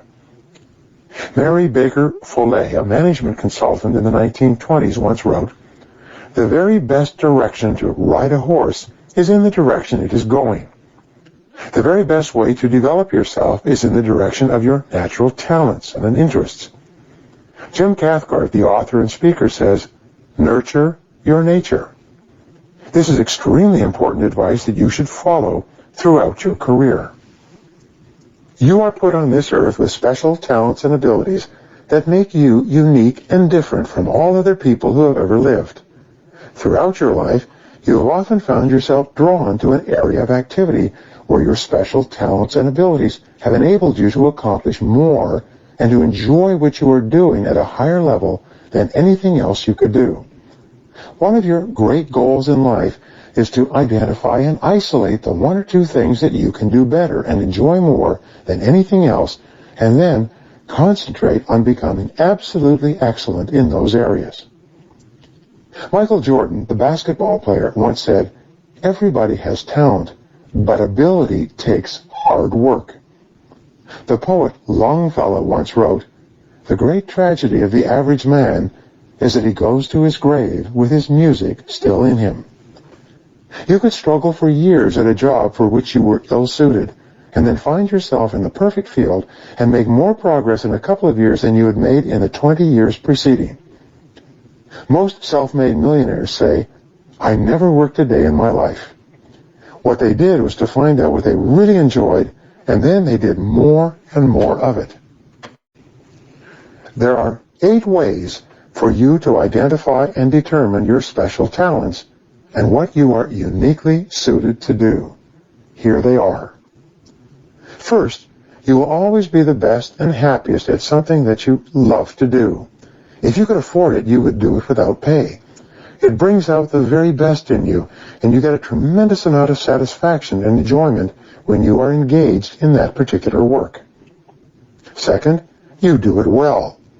You seem to have a natural ability to perform in that area. Third, this talent has been responsible for most of your success and happiness in life up to now. From an early age, it is something that you have enjoyed to do and from which you got the greatest rewards and compliments from other people. Fourth, it is something that it was easy for you to learn and easy to do. In fact, it was so easy to learn that you actually forgot when and how you learned it. You just found yourself doing it easily and well one day. Fifth, it holds your attention. It absorbs you and fascinates you. You like to think about it, read about it, talk about it, and learn about it. It seems to attract you like a moth to a flame. Sixth, you love to learn about it and become better at it all your life. You have a deep inner desire to really excel in this particular area. Seventh, when you do what you're ideally suited to do, time stands still. You can often work in your area of special talent for long periods without eating or sleeping, hour after hour, because you get so involved in it. And eighth, you really admire and respect other people who are good at what you are most suited to do. You want to be like them and to be around them and to emulate them in every way. If the above descriptions apply to anything that you are doing or anything that you have done in the past, they can lead you into what you were uniquely put on this earth to do, to your heart's desire. It is quite common that if you are weak in a particular skill, you will avoid taking action in that skill. You will fall into the trap of learned helplessness. You will say, I'm not really very good in that area, or I don't have any natural talent or ability in that skill. But this is merely rationalization and justification. If the skill is important enough to you, you can learn it. The very worst decision of all is for you to allow yourself to be held back for months or years because you lack a single, simple skill that is readily learnable through dedication and determination. Don't let this happen to you. It is not practice that makes perfect. It is imperfect practice that eventually makes perfect. Whenever you start something new, you can expect to do it poorly. You will feel clumsy and awkward at first. You will feel inadequate and inferior. You will often feel silly and embarrassed. But this is the price that you pay to achieve excellence in your field. You will always have to pay the price of success in advance, and that price often involves the hard work of mastering a difficult skill that you need to move to the top of your field. Imagine that you could wave a magic wand and be absolutely excellent at any particular skill. What would it be? If you could wave a magic wand and have any wish at all with regard to your talents and skills, what would you wish for? Whatever your answer to these questions will often be an indication of the new goals that you have to set with regard to the skills and abilities that you need to develop to be the best at what you do. Become a lifelong do-it-to-yourself project. Be prepared to invest 1, 2, or 3 years to become absolutely excellent in a critical area. Be willing to pay any price, to make any sacrifice to be the best at what you do. The more you practice what you are learning, the faster you will become competent and skilled in that area. The more you practice, the more confidence you will develop. The more you practice, the more rapidly you will overcome your feelings of inadequacy in that skill, and the faster you will master it. The more you practice, the more rapidly you will add that skill to your mental toolbox, where you will possess it for the rest of your career. Resolve today, right now, to join the top 10% of people in your field. Determine who they are, what they earn, and what they do differently from you. Determine the special knowledge and skills that they have developed, and resolve to develop them in yourself. Remember, anything that anyone else has done within reason, you can do as well. No one is better than you, and no one is smarter than you. The very fact that the top people in your field were at one time not even in your field at all is proof that whatever they have achieved, you can achieve yourself if you simply set it as a goal and work at it long enough and hard enough. There are no real limits.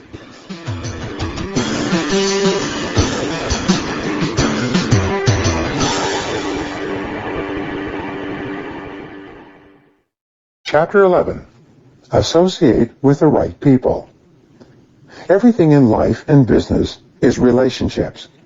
Everything you accomplish or fail to accomplish will be bound up with other people in some way. Your ability to form the right relationships with the right people at every stage of your life and career will be the critical determinant of your success and achievement, and will have an inordinate impact on how quickly you achieve your goals. The more people you know and who know you in a positive way, the more successful you will be at anything you attempt. One person at the right time in the right place can open a door for you that can change your life and save you years of hard work. A key part of goal setting is for you to identify the people, groups, and organizations whose help you will require to achieve your goals. To accomplish goals of any kind, you will need the help of lots of people. Who are they? There are 3 general categories of people whose help and cooperation you will require in the years ahead. These are the people in and around your business, your family and friends, and people in groups and organizations outside your business or social circle. You need to develop a strategy to work effectively with each group. Start with your business. Who are the most important people in your business life? What is your plan to develop higher quality relationships with them? Make a list of everyone who works inside and outside of your business, your boss, your colleagues, co-workers, subordinates, and especially your customers, suppliers, and vendors. Which of these people have the greatest ability to help you or hurt you in the achievement of your business or career goals? Sometimes I ask my audiences, how many of the people present are in customer service? Only a few hands go up. I then point out that everyone is in the business of customer service, no matter what they call it or what they do. A customer can be defined as anyone who you depend upon for success and advancement in your job or business. A customer can also be defined as anyone who depends on you in any way. By this pair of definitions, almost everyone around you is a customer in some way. For example, your boss is your primary customer at work. Your ability to satisfy your boss will have more of an impact on your future, your income, and your career than any other single action you take. If you displease everyone else but your boss is delighted with you, you will be safe and secure in your job. If you please everyone inside and outside your company, but your boss is unhappy with you, that problem alone can short-circuit your future.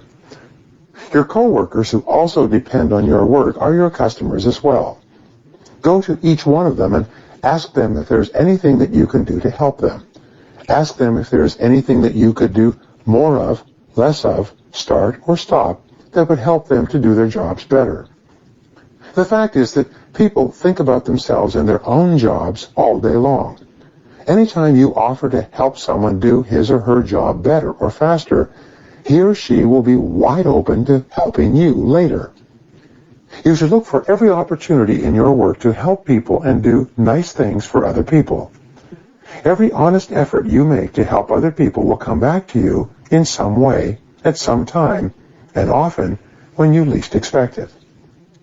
The most popular people in every organization are those who are always willing to lend a helping hand. The more the people next to you, above you, and below you like you and support you, the more you will get paid and the faster you will be promoted. Look for ways to be a valuable resource to the people around you, and they will automatically look for ways to help you and support you when you most need it. Perhaps the most important quality you can develop for long-term success in your business is that of being a good team player. In a multi-year study at Stanford University, researchers found that the ability to function well as part of a team was the most outwardly identifiable quality of a person who was marked for rapid advancement. Team dynamics are very interesting. First of all, 20% of the team members do 80% of the work. The other 80% contribute very little to the meetings and very seldom raise their hands or volunteer for anything. Your job is to be a member of the top 20%. To be a good team player, always come prepared to every meeting. Sit opposite and in direct eye contact with the person who is running the meeting. Speak early and ask questions. Volunteer for assignments. And when you offer to do something, do it quickly and well. You can create a positive, attractive force field of energy around you by developing a reputation for being the person that everyone can depend upon to get the job done. As a result, you will be given more and bigger jobs, and both the authority and the rewards that go along with those jobs. Take time to get to know your subordinates and the people who are below you on the corporate ladder. Talk to them and ask them questions. Offer to help them if you can. Be especially kind and courteous with them. Go out of your way to compliment them and recognize them for their work. You will be amazed at the difference this makes in your career. In every organization, the person who knows the most people is usually the person who rises to the top. Initially, it may seem that relationship building takes a lot of time, but it will pay for itself over and over again in the months and years ahead. Outside of your business, you should get involved with your industry and with your industry associations. The most successful executives and sales professionals network regularly with other business people. They keep expanding their professional contacts and friendships. Look at the business organizations in your community. Select one or two organizations that contained people that it would be helpful for you to know in the years ahead. Attend their meetings and introduce yourself to them. Once you have decided that it would be useful for you to be a member of one of these organizations, join up and begin attending every meeting. There is a rule that says, the more you give of yourself with no expectation of return, the more that will come back to you from the most unexpected sources. No effort that you make to expand your contacts will ever be completely lost. Like seeds, various contacts have different periods of germination. Some will yield results immediately. Some will not yield results for many months or even years. You must be prepared to be patient. Dr. David McClelland of Harvard University did many years of research into the qualities and characteristics of high achievers in our society. What he found was that your choice of a reference group, the people with whom you habitually associate, was more important in determining your success or failure than any other single factor. Get around the right people. Make it a point to associate with the kind of people that you like, admire, respect, and want to be like sometime in the future. Associate with the kind of people that you look up to and would be proud to introduce to your friends and associates. The choice of a positive, goal-oriented reference group can do more to supercharge your career than any other factor. The third category of people whose help and cooperation you will require are your family and friends. As Benjamin Disraeli said, no success in public life can compensate for failure in the home. It is vital that you invest all the time and emotion necessary to build and maintain a high-quality home life. When your family life is solid and secure, characterized by warm, loving relationships, you will do better in everything else in the outer world.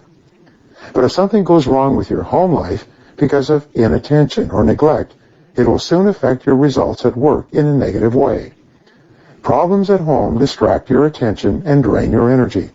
They can often sabotage your career. Once you have decided upon the people, groups, and organizations whose help and cooperation you will need to achieve your goals, resolve to become a relationship expert. Always treat people with kindness, courtesy, and compassion. Practice the golden rule. Do unto others as you would have them do unto you. Above all, the simplest strategy is to treat everyone you meet at home or at work like a $1 million customer. Treat the other person as though he or she is the most important person in the world. Treat them as though they were capable of buying $1 million worth of your product or service. Every day in every way, look for ways to lighten the load and help other people to do their jobs better and live their lives more easily. This will build up a great reservoir of positive feeling toward you that will come back to benefit you year after year.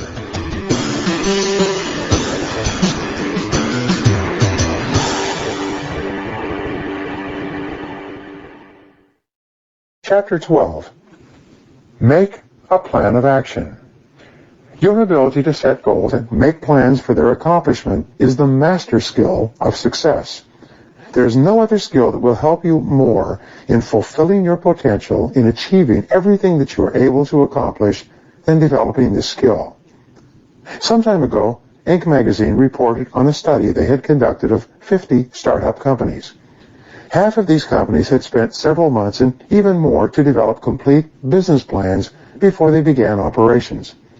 The other half of this group had started without detailed business plans and were simply reacting to events as they occurred in the day-to-day operations of the business. 2 to 3 years later, the researchers went back to determine the levels of success and profitability of these companies. What they found was quite interesting. The companies that had started operations with clear, written business plans, carefully thought through and detailed in every respect, were vastly more successful and profitable than those companies that had started spontaneously and had made things up as they went along. The companies that had started on the back of an envelope, where the founders were too busy to sit down and do the detailed work of strategic planning, were almost all floundering. Many of them were already bankrupt and had gone out of business. But here was the interesting discovery. When they interviewed the business founders, they asked them, How often do you refer to your strategic plan in the day-to-day operations of your business? In almost every case, the entrepreneurs and executives running the businesses had not looked at the strategic plan since it had been completed some months ago. Once it was done, they put it in a drawer and seldom revisited it until the following year, when they went through the strategic planning process again. The most important finding was this: the plan itself was seldom referred to, but the process of thinking through the key elements of the business was vital to their success. It is the exercise of working through and discussing every key element of the business plan that is more important than any other step at the beginning. From the first day that you begin actual business operations, the situation will change so rapidly that your plan will become obsolete in many respects within a few days or even a few hours. But it is the process of planning that is most important. Scott McNeely of Sun Microsystems says, in a startup business, you have to throw out all assumptions every 3 weeks. There is a 6P formula for personal and business success. It is proper prior planning prevents poor performance. There are 7 advantages to proper prior planning. Here they are. First, the planning process forces you to organize your thinking and identify all the key issues that must be dealt with if you are ultimately going to be successful. Second, thinking through what you must do to accomplish your goals enables you to plan your actions carefully before you begin, thereby saving you enormous costs of time, people, and money. Third, a good plan, thoroughly discussed and evaluated, enables you to identify flaws and errors that could prove fatal to your business later on. It enables you to ask what-if questions. For example, what are the worst possible things that could happen if you were to take a particular course of action? The fourth benefit of proper prior planning is that it enables you to identify weaknesses in your plan and to make provisions to compensate for those weaknesses. Fifth, planning enables you to identify strengths and potential opportunities that you can take advantage of to increase the likelihood of success. Often, you will be unaware of your particular strengths or the opportunities that exist in the situation before you go through the planning process. The sixth benefit of planning is that it enables you to focus your time and money and concentrate all of your resources on the 1 or 2 objectives that you must achieve to make the enterprise successful. In the absence of clear focus and concentration, you will tend to spread your energies over a wide area and end up accomplishing very little. The seventh benefit of proper planning is that it will inevitably save you hours, weeks, and months of confusion, mistakes, and losses of both money and energy. In many cases, as the result of careful planning and analysis, the decision makers will realize that it is not possible to achieve a particular goal with the time or resources available, or under the existing circumstances. Sometimes the very best business deals in your career are the ones that you don't get into in the first place. In its simplest form, a plan is a list of every activity that you will have to engage in from the beginning to the end in accomplishing a specific goal or objective. To begin the process of planning, you take a sheet of paper and you make a list of everything that you can think of that you will have to do to achieve your goal. As you think of new items, add them to the list. Continually revisit your list and revise the items and steps as you get more information. This list becomes your blueprint for completing your ideal goal or result. Now, organize your list by priority and sequence. Organize the items on your list by priority by determining which tasks or activities are more important than other tasks or activities. Organize the items from number 1, the most important, all the way through to the least important. Organize your list by sequence as well. In sequencing, you determine which activities need to be done before or after other activities. Often, one task cannot be accomplished until another task has been completed. Sometimes, The accomplishment of a single task can be the bottleneck or choke point in the entire process. Often, the success of the plan will be determined by the achievement of a particular goal or objective within the plan. It may be the completion of construction on a new office, store, or factory. It may be the date of delivery of the first finished product or service. It may be the achievement of a particular level of sales by a specific date. It could be the hiring of a key person for an essential job. The planning process helps you to identify the vital elements of the plan and focus more of your time and attention on the most important tasks and activities that must be accomplished before success is possible. No plan is perfect the first time it is created. Most plans to accomplish something new will fail over and over again at the beginning. This is to be expected. Your ability to accept feedback and make corrections to your plans of activity is vital to your success. Keep asking, what's working and what's not working? Be more concerned with what's right rather than who's right. Remember the old saying, back to the drawing board. Whenever your plan doesn't work, relax, take a deep breath, and revisit your plan. What are the critical results that you must accomplish at each step of the way to achieve your final goal? How can you plan them, prioritize them, and assure that they are completed on schedule? What is your plan if things go wrong? What will you do if it takes much longer and costs much more to achieve your critical objectives on your way to the goal? What is your fallback plan? The good news is that the very act of planning improves and streamlines the entire process of goal achievement.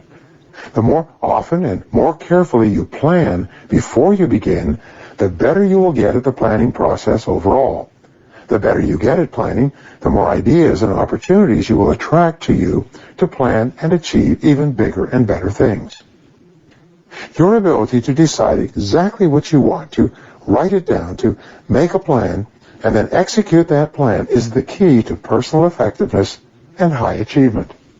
These are all learnable skills that you can master. In no time at all, you can transform your life or business, double your sales or profitability, achieve your goals, and fulfill your true potential.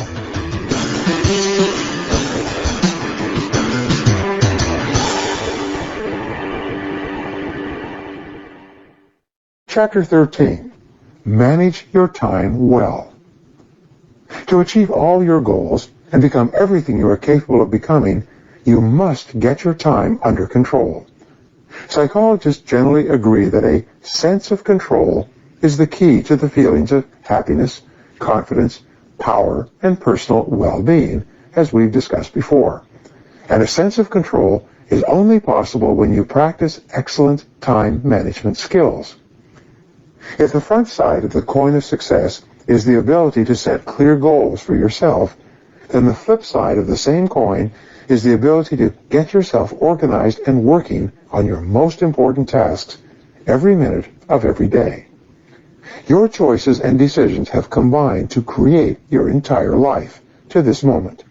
To change or improve your life in any way, you have to make new choices and new decisions that are more in alignment with who you really are and what you really want.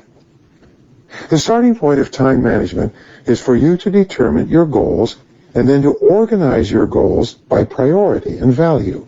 You need to be absolutely clear at any given moment exactly what is most important to you at that time. At one moment, your goal could be a business, financial, or career goal. Later, it could be a family or relationship goal. On still another occasion, it could be a health or fitness goal. Time management begins with clarity. You take the time to sit down with a piece of paper and think through exactly what it is you want to accomplish in each area of your life. You decide upon your ultimate long-term goals of financial success, family success, or personal health and fitness. Once you are clear about the targets you are aiming at, you then come back to the present and plan every minute and hour of every day so that you accomplish the very most that you possibly can with the time allocated to you. The basic tool of time management is a list, organized by priority, and used as a constant tool for personal management. The fact is that you can't manage time. You can only manage yourself. That is why time management requires self-discipline, self-control, and self-mastery. Time management requires that you make the best choices and decisions necessary to enhance the quality of your life and work, and then you follow through on your decisions. You should plan your life with lists of long-term, medium-term, and short-term goals and projects. You should plan every month in advance with a list of the things you want to accomplish during that month. You should make a list of every step in each multitask job that you want to complete, and then organize that list by priority and sequence. In the process of managing your time, you must separate the urgent from the important. Urgent tasks are tasks that are in your face. They are determined by external pressures and requirements. They are things that you must do immediately. Most people spend most of their days responding and reacting to urgent tasks in the form of telephone calls, interruptions, emergencies, and the demands of your boss and your customers. Important tasks, on the other hand, are those tasks that can contribute the very most to your long-term future. Some of these tasks may be planning, organizing, studying, researching your customers, and setting priorities before you begin. Then there are tasks that are urgent but not important, such as a ringing telephone or a coworker who wants to chat. Because these activities take place during the workday, it's easy to confuse them with real work. The difference, however, is that they produce no results. No matter how many urgent but unimportant activities you engage in, you contribute nothing to your work or your company. The fourth category of tasks includes those that are neither urgent nor important, like reading the paper at work or going for a long lunch.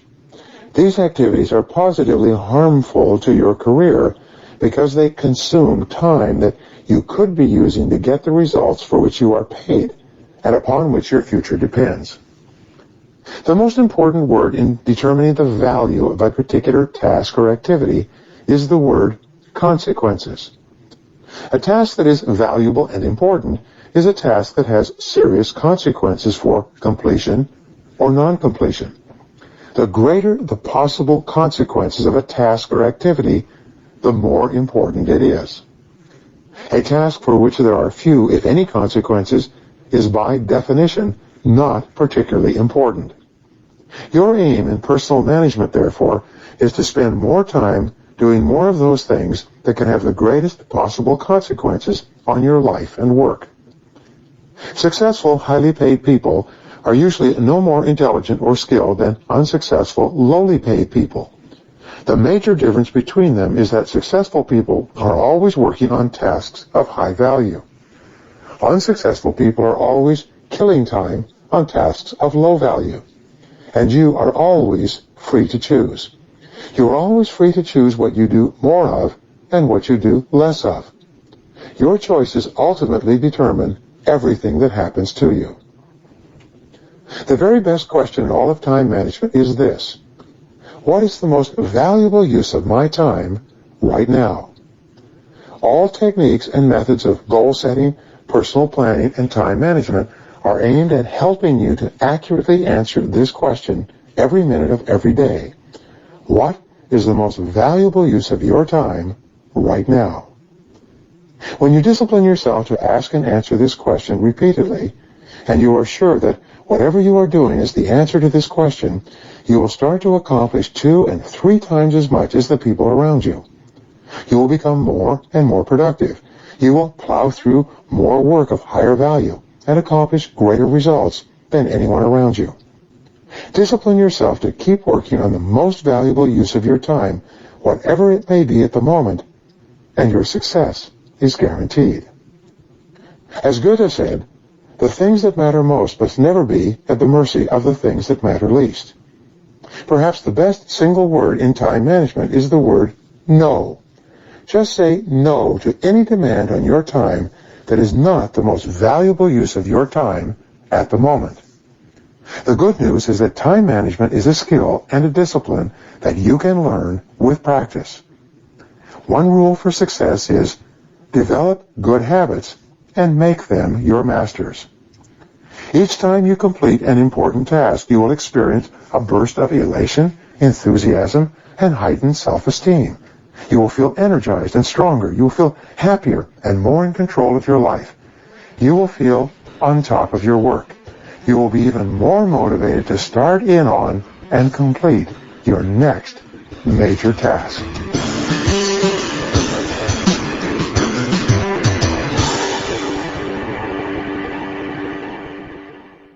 Chapter 14. Review your goals daily. Many techniques can help you to achieve your personal and financial goals faster. In this program, I want to share with you a special method that has taken more people from rags to riches than any other single method ever discovered. It is simple, fast, effective, and guaranteed to work if you will practice it. Earlier, I said you become what you think about most of the time. This is the great truth that underlies all religion, philosophy, psychology, and success. As a teacher of mine, John Boyle, once said, whatever you can hold in your mind on a continuing basis, you can have. This is the key. Many people today talk about the importance of positive thinking. Positive thinking is important, but it is not enough. Left undirected and uncontrolled, positive thinking can quickly degenerate into positive wishing and positive hoping. Instead of serving as an energy force for inspiration and higher achievement, positive thinking can become little more than a generally cheerful attitude toward life and whatever happens to you, positive or negative. To be focused and effective in goal attainment, positive thinking must translate into positive knowing. You must absolutely know and believe in the depths of your being that you are going to be successful at achieving a particular goal. You must proceed completely without doubt.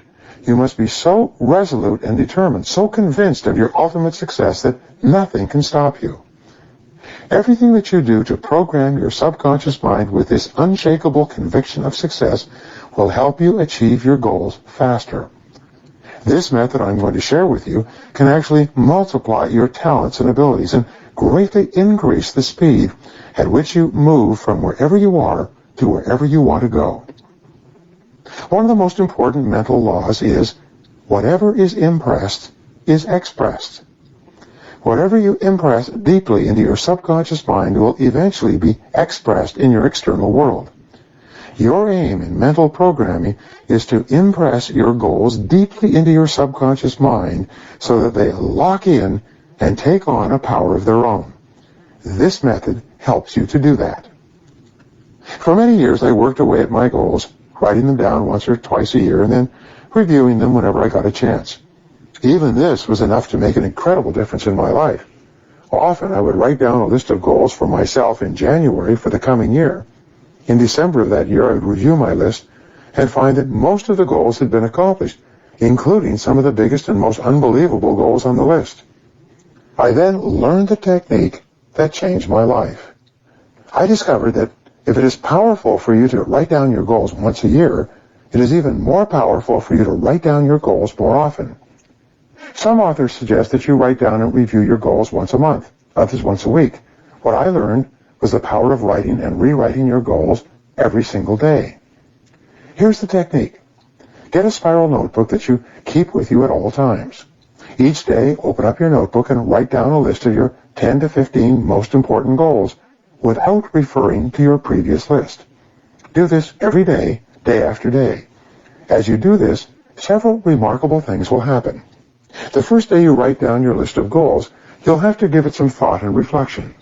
Most people have never made a list of their 10 top goals in their entire lives. The second day you write out your list without reference to your previous list, it will be easier. However, your 10 to 15 goals will change, both in description and order of priority. Sometimes a goal that you wrote one day will not appear the next day.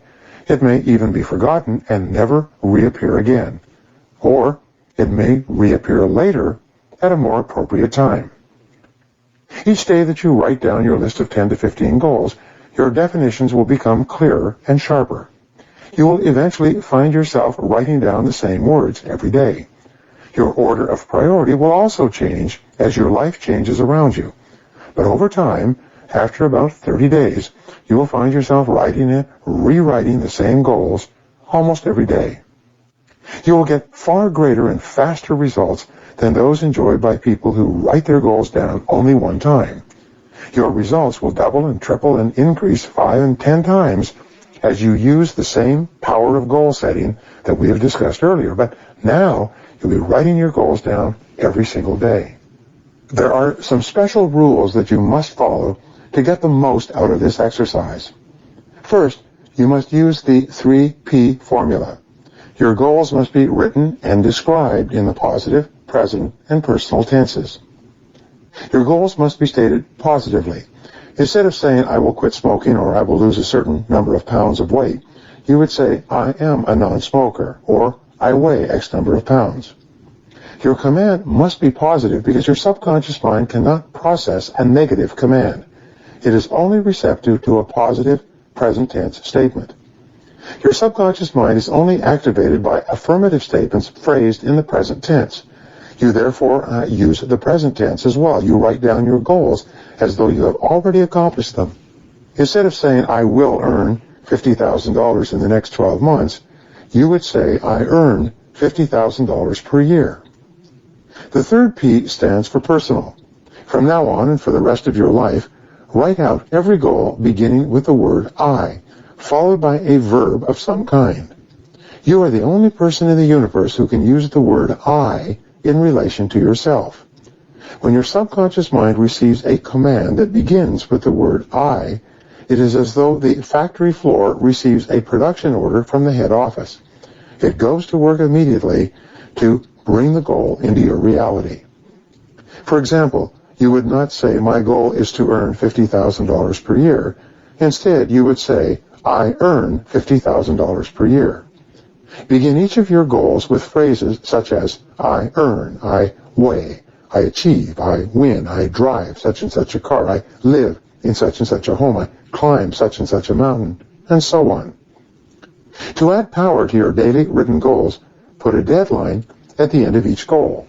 For example, you might write, I earn an average of $5,000 per month by December 31st, followed by the particular year. Your mind loves deadlines and thrives on a forcing system. Even if you do not know how the goal is to be achieved, always give yourself a firm deadline. Remember, you can always change the deadline with new information, but be sure you have a deadline, like an exclamation point after every goal. When you begin writing your goals, you may have no idea how they will be accomplished, but this is not important. All that matters is that you write and rewrite them every day in complete faith, knowing that every single time you write them down, you are impressing them deeper and deeper into your subconscious mind. At a certain point, you will begin to believe with absolute conviction that your goal is achievable.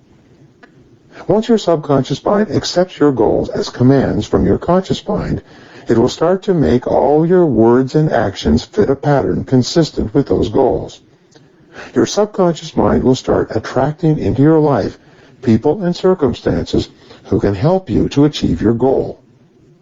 Your subconscious mind works 24 hours a day, like a massive computer that is never turned off, to help bring your goals into your reality. Almost without your doing anything, your goals will begin to materialize in your life, sometimes in the most remarkable and unexpected ways. Whenever you write down a new goal of any kind, you may be skeptical and doubtful about the likelihood of accomplishing it. You may have the idea in your conscious mind, but you will not yet have developed the total belief and conviction that it is possible for you. This is normal and natural. Just don't let it stop you from using this method every day. All that is required to make this method work for you is to get a spiral notebook and then to discipline yourself each day to write down your 10 goals in the positive, present, personal tense. That's all you need. In a week, a month, or a year, you will look around you and see that your whole life will have transformed in the most remarkable ways. You can multiply the effectiveness of this method with a couple of additional techniques.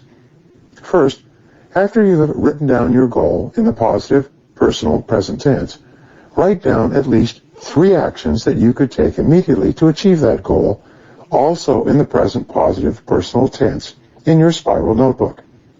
For example, your goal could be to earn a certain amount of money. You could write, I earn $50,000 over the next 12 months. You could then write immediately underneath, 1. I plan every day in advance. 2. I start in immediately on my most important tasks. 3. I concentrate single-mindedly on my most important task until it is complete. Whatever your goal, you can easily think of 3 action steps that you can take immediately to achieve that goal. When you write down the action steps, you program them into your subconscious mind along with the goal. At a certain point, you will find yourself actually taking the steps that you wrote down, sometimes without even thinking about it. And each step you take will move you more rapidly toward your ultimate objective. There are 2 times of the day that are ideal for writing and rewriting your goals. These are the last thing in the evening before you go to bed and the first thing in the morning before you start off. When you rewrite and review your goals in the evening, you program them into your subconscious mind. Your subconscious mind then has an opportunity to work on your goals all night long while you are sleeping. You will often arise with wonderful ideas for things to do or people to call to help you to achieve your goals. When you rewrite and review your goals in the morning before you start off, you set yourself up for positive thinking and positive acting all day long. Just as physical exercise in the morning warms up your physical body and muscles, reviewing your goals in the morning warms up your mind and prepares you to be at your best throughout the day. The sum total result of rewriting and reviewing your goals each day, morning and evening, is that you will impress them ever more deeply into your subconscious mind. You will gradually move from positive thinking to positive knowing. You will develop a deep and unshakable conviction that your goals are attainable and that it is only a matter of time before you achieve them. And you will be right.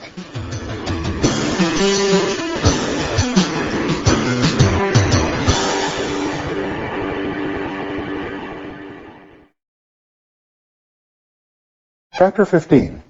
Visualize your goals continually. You possess and have available to you virtually unlimited mental powers. The average person is unaware of these powers and fails to use them for goal attainment. That is why his or her results are only average. But when you begin to tap into and unleash the power of your subconscious mind, you will often achieve more in a year or 2 than the average person achieves in a lifetime. You will start moving more rapidly toward your goals than you can currently imagine. Your ability to visualize is perhaps the most powerful faculty that you possess. All improvement in your life begins with an improvement in your mental pictures. You are where you are and what you are today largely because of the mental pictures that you hold in your conscious mind at the present time. As you change your mental pictures on the inside, your world on the outside will begin to change to correspond to those pictures. You have been using the power of visualization continuously throughout your life.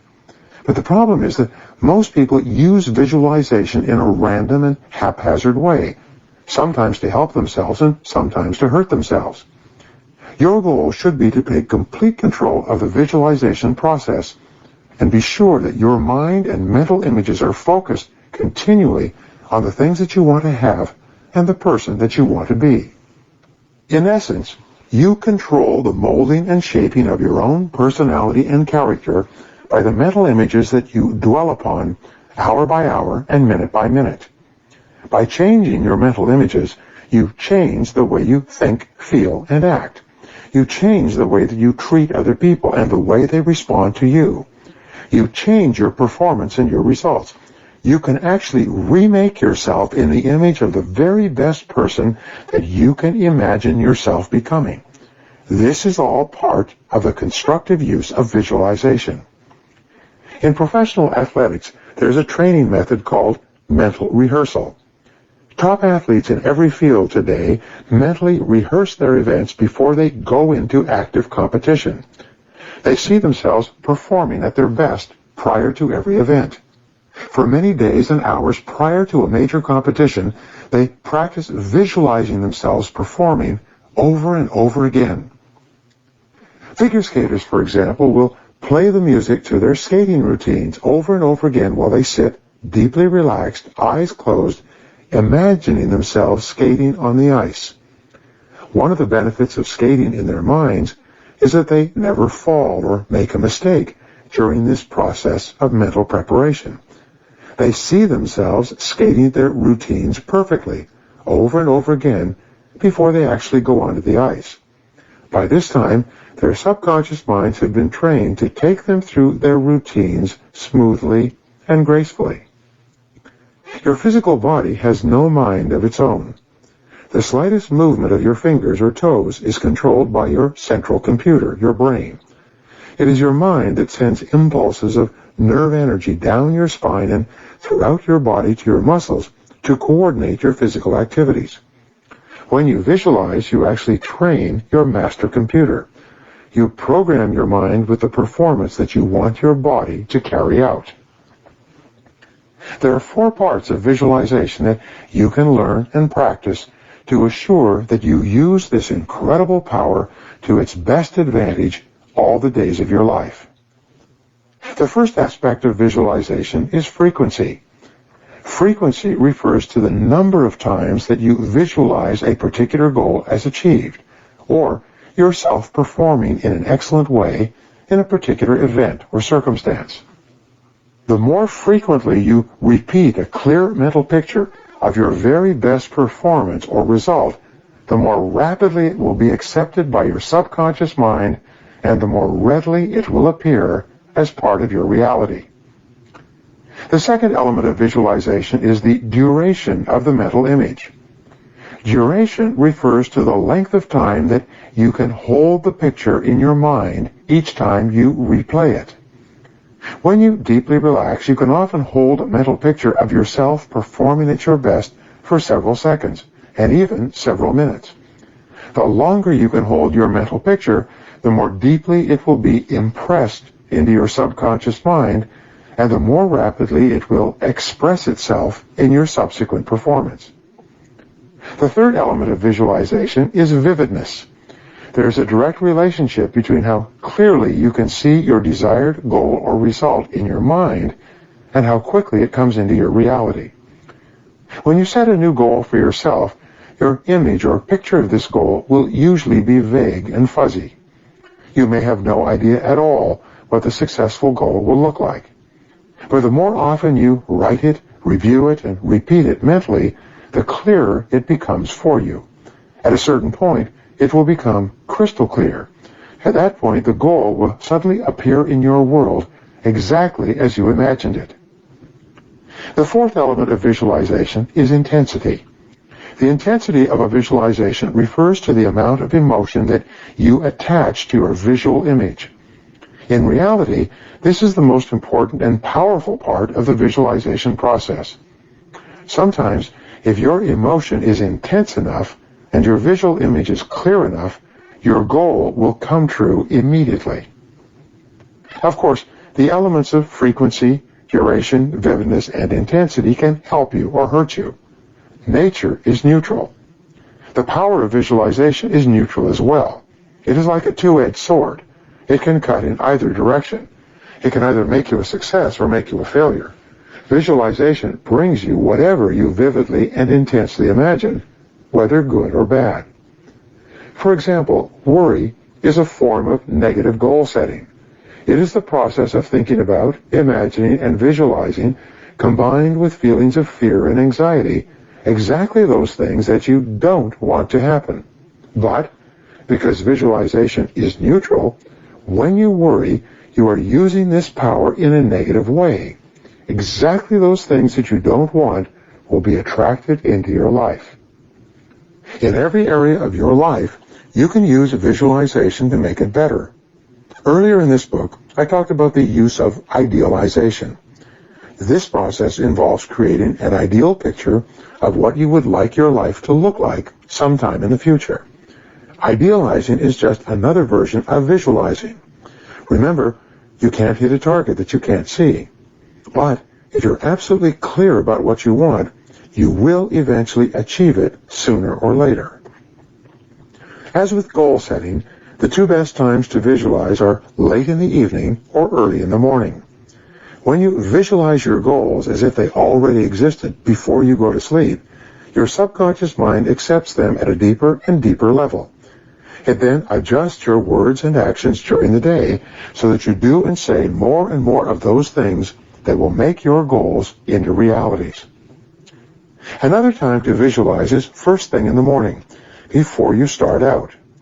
Clear mental images of what you want to accomplish during the day will make it far more likely that you achieve those results exactly as you imagined and on schedule. All improvement in your life starts with an improvement in your mental pictures. Start today to flood your mind with pictures of the person you want to be, the life you want to live, and the goals you want to achieve. Cut out pictures from magazines and newspapers that are consistent with your goals and desires. Post them everywhere.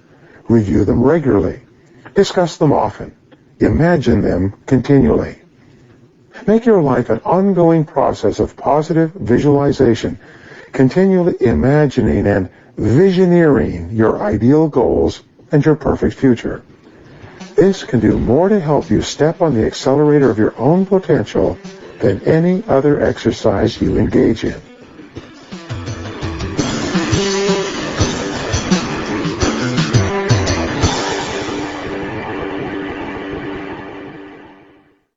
Chapter 16. Activate your superconscious mind. All important breakthroughs in all fields throughout history have been the result of superconscious functioning. Whenever you have suddenly originated a great idea or insight that solved a problem or resolved a dilemma, you have had a superconscious experience. Great scientific breakthroughs, like the discovery of DNA, or the breakthrough idea combining ceramics with electricity that led to the discovery of superconductivity, were superconscious in origin. The great musicians tapped into and used their superconscious minds repeatedly in the creation of their compositions. Mozart, for example, could see an entire opera in his mind, note perfect, before he began writing. He would then transcribe the opera from his mental picture without a single mistake the very first time. It could then be played in public without revision. Nothing like this had ever been seen or experienced in all the history of music. Any thought, plan, goal, or idea held continuously in the conscious mind must inevitably be brought into reality by the superconscious mind. Your superconscious mind operates best when you are in a mental state of calm, confident, relaxed expectation. Whenever you practice relaxation in solitude, completely letting go of all your cares and sit quietly or commune with nature, your superconscious mind begins to function. Whenever you go into the silence and listen to the still, small voice within you, you begin to hear the whisperings of your superconscious mind. Your intuition is your connection and your contact with the superconscious mind. Sometimes your intuition will speak to you so loudly in the silence that the idea or insight it brings you will change your entire life. The superconscious mind explains two phenomena that you experience regularly throughout your life: serendipity and synchronicity. The more you use your superconscious mind, the more often you will enjoy these two wonderful experiences.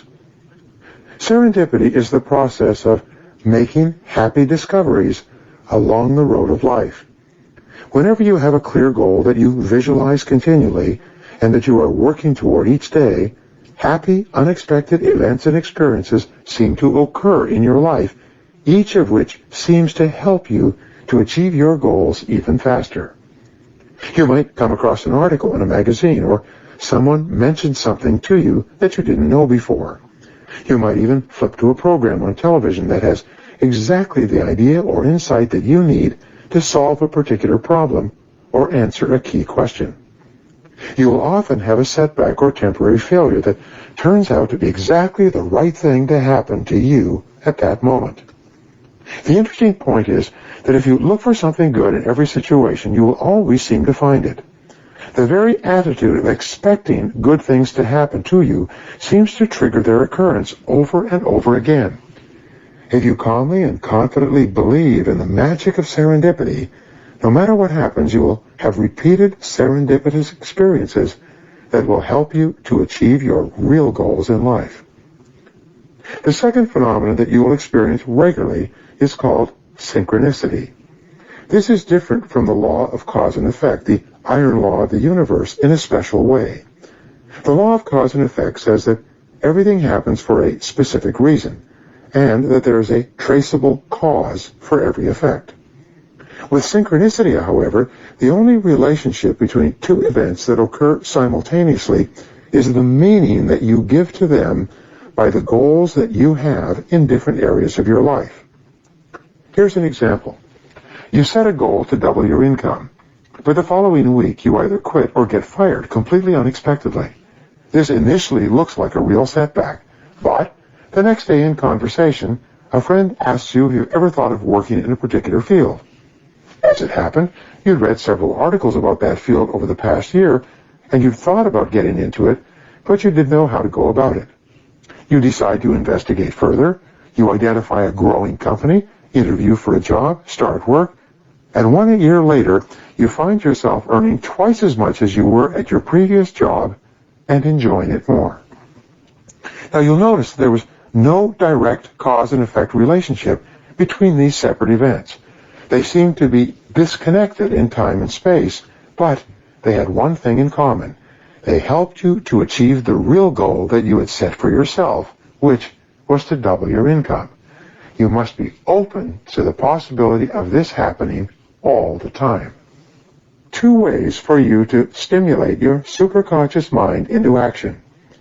The first is for you to concentrate and work intensely on achieving your goal. Throw your whole heart into what you're doing. Think about it. Talk about it. Write it down. Rewrite it and review it every single day. Do everything that you possibly can to think of that can help you to attain that goal. When you dedicate yourself to continuous, determined forward action toward the accomplishment of your goal, all sorts of serendipitous and synchronous events will happen to you and for you. People will emerge from unexpected places to help you. You will receive phone calls and offers of assistance. You will come across ideas and information that you would not have recognized before. You will have ideas and insights that move you even faster toward your goal. The second way to stimulate your superconscious mind is for you to relax completely and get your mind busy elsewhere. For example, when you go on vacation, you often become so busy doing other things that you don't think about your goals or problems at all. It seems that the more you can completely relax and let go, both mentally and physically, the more rapidly your superconscious mind will click into action and begin giving you the ideas and insights that you need. It seems that the harder that you don't try, the faster your superconscious mind will work for you. You should try both methods on every goal. First, work with single-minded concentration on the goal. Commit 100% of your energies to solving the problem. Then, if you have still not experienced the breakthrough you desire, get your mind busy elsewhere. Take some time off. Go on vacation. Engage in physical exercise or go to a movie. Forget about it completely for a while. Then, at exactly the right time, your superconscious mind will function and the answer will appear. Your superconscious mind is the most powerful faculty that you have. It is available and accessible to you at all times. You dial in to your superconscious mind by being absolutely clear about what you want, and then by calmly and confidently trusting that exactly the answer you need will come to you at exactly the time you are ready for it. The more you relax and trust in this great power, the better and faster it will function. It's been said that Men and women begin to become great when they begin to listen to their inner voices. When you make a regular habit of listening to your intuition and trusting your inner voice, you'll probably never make another mistake. By tapping into your superconscious mind, you begin to bring your whole life into harmony with this great universal power. You will achieve goal after goal and move forward faster and faster in everything you do. You will feel as though you are plugged into some kind of cosmic energy source that enables you to accomplish vastly more and with much less effort than ever before.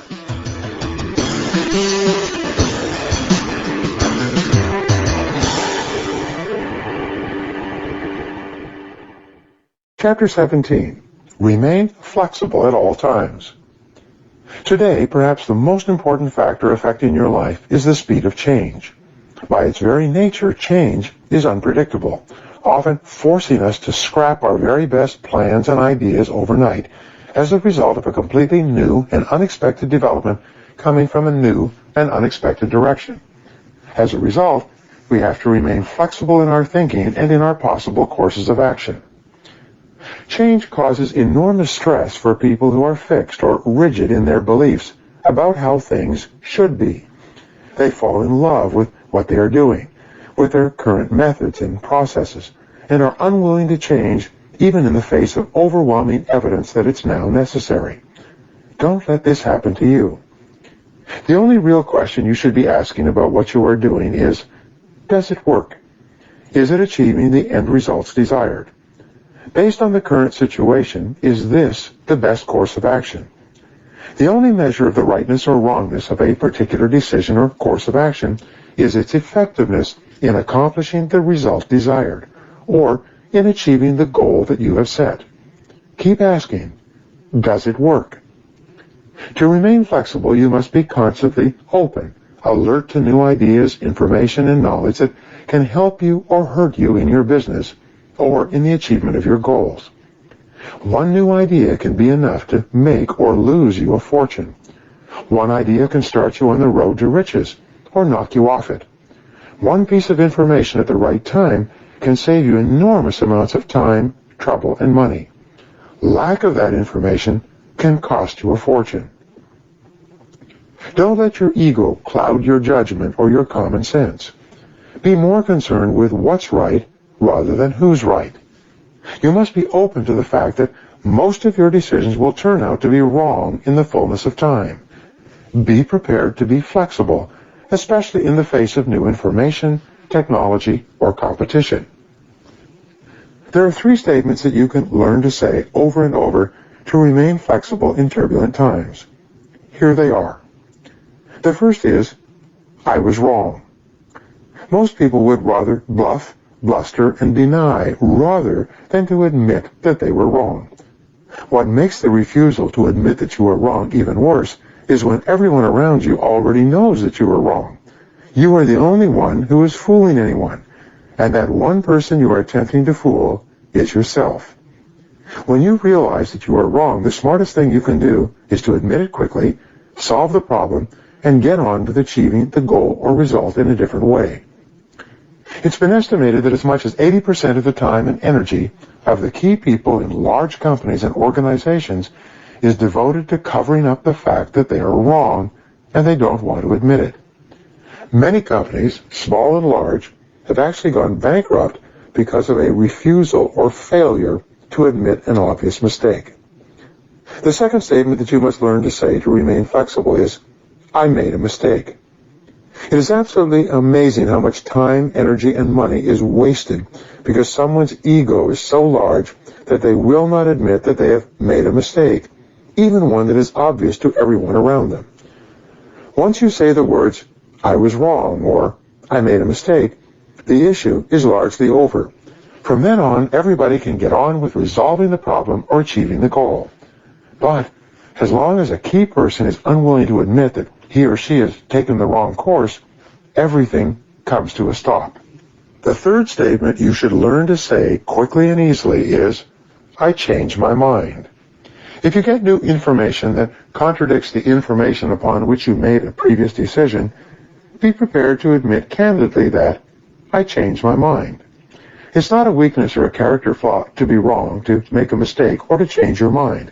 In fact, in a time of rapid change in the areas of knowledge, technology, and competition, it's a mark of courage, character, and flexibility to be willing to cut your losses quickly and practice the reality principle in everything you do. Be willing to deal with the world as it is, rather than the way you wish it were, or the way that it might have been in the past. Face the truth, whatever it is. Be honest with yourself and everyone around you. Always be open to re-evaluating your goals and objectives in the light of new information, technology, or competition. Based on what you now know, is this the best course of action? If it is not, what else should you do? What else could you do? If it is a goal, and the circumstances under which you made the goal have changed dramatically, be sure that you still want the goal badly enough to struggle and sacrifice for it. Be willing to drop it and set a new goal if you've changed your mind, or if the goal is no longer as important to you today as it once was. In a time of rapid change, resolve to be the first to recognize and embrace change when it occurs. Expect it as part of the normal and natural course of events. Refuse to be surprised or upset when things do not work out the way you thought they would or should. Especially, be flexible with the important people in your life, your family, your friends, your co-workers, and your customers. Be open to differing points of view and different ideas. Be continually willing to admit that you could be wrong, because you often are. One of the characteristics of the best leaders is that they are good listeners. They ask a lot of questions, and they take in all the information possible before making up their minds or coming to a final conclusion. They also admit failure and cut their losses quickly when they make a mistake so that they can move on to bigger and better things. When you set a new goal for yourself, you will have a general idea of the steps you should take and the direction you should pursue. But almost inevitably, as you start off, you will run into unexpected roadblocks that make it impossible to continue in that direction. However, by some miracle, just as you reach a wall, another door of opportunity will open up along the corridor to success. Because you are flexible, you will quickly take advantage of the new opportunity and begin moving in that direction, developing that new product or service, selling into that new market or customer base.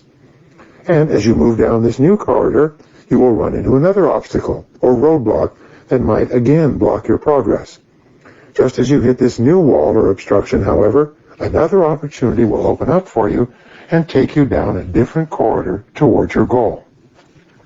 This may happen several times with several false starts.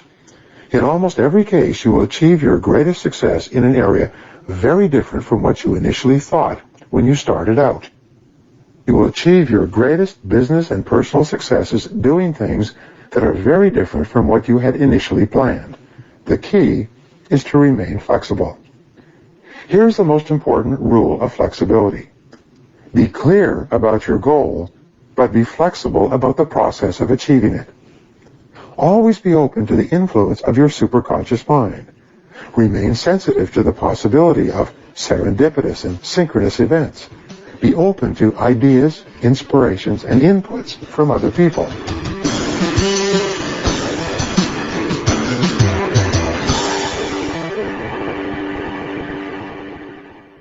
Chapter 18. Unlock your inborn creativity. Fully 95% of children tested between the ages of 3 and 5 test out as highly creative. The same children tested again as teenagers test out at about 5% highly creative. What happened to them in the interim? Well, as they went through school, they were taught that if you want to get along, you go along. They learned not to challenge the teacher or suggest unusual ideas. In their attempts to be liked and accepted by their peers, they allowed their creativity to die down like a fire without fuel. The good news is that creativity is a natural and normal ability possessed in quantity by virtually everyone. But your creativity is like a muscle. If you don't use it, you lose it. Just like a muscle, if you do not exercise your creativity and stretch it regularly, it becomes weak and ineffective. Your ability to generate ideas must be constantly utilized to be kept in top condition. The most powerful technique for improving your intelligence and increasing your creativity is what I call mindstorming. The way it works is simple. The results that you get will be so amazing as to be life-changing. You begin the mindstorming process by first getting a clean sheet of paper. At the top of this page, you write your goal or problem in the form of a question. The simpler and more specific the question, the better will be the quality of the answers that you generate in response to it. For example, instead of writing a question like, how can I make more money? You would write, how can I double my income in the next 24 months? Even better, if you are earning $50,000 per year today, your question should be, how can I earn $100,000 per year by December 31st of a specific year?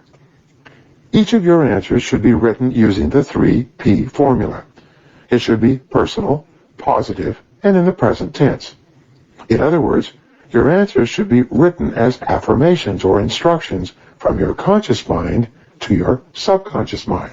Once you have written your question at the top of the page, you then discipline yourself to generate at least 20 answers to that question. You can write down more than 20 answers to the question, but it is essential in this exercise that you set a goal for a minimum of 20. Your first 3 to 5 answers will be easy. You will quickly come up with answers like work harder, start earlier, stay later, work on higher value tasks. Your next 5 answers will be more difficult. You will have to drill down and dig deeper to come up with less obvious ways but more creative ways to answer your question. Your last 10 answers will be the most difficult of all. Many people find this part of the exercise so difficult that their minds go blank. Their eyes glaze over. They become lightheaded with a rush of blood to their brains that takes place when you begin this process of pumping mental iron. However, no matter how long it takes, especially the first few times you practice this exercise, you must discipline yourself to keep writing until you have at least 20 answers. Sometimes the 20th answer that you generate will be the breakthrough answer that enables you to save yourself thousands of dollars and many hours of hard work.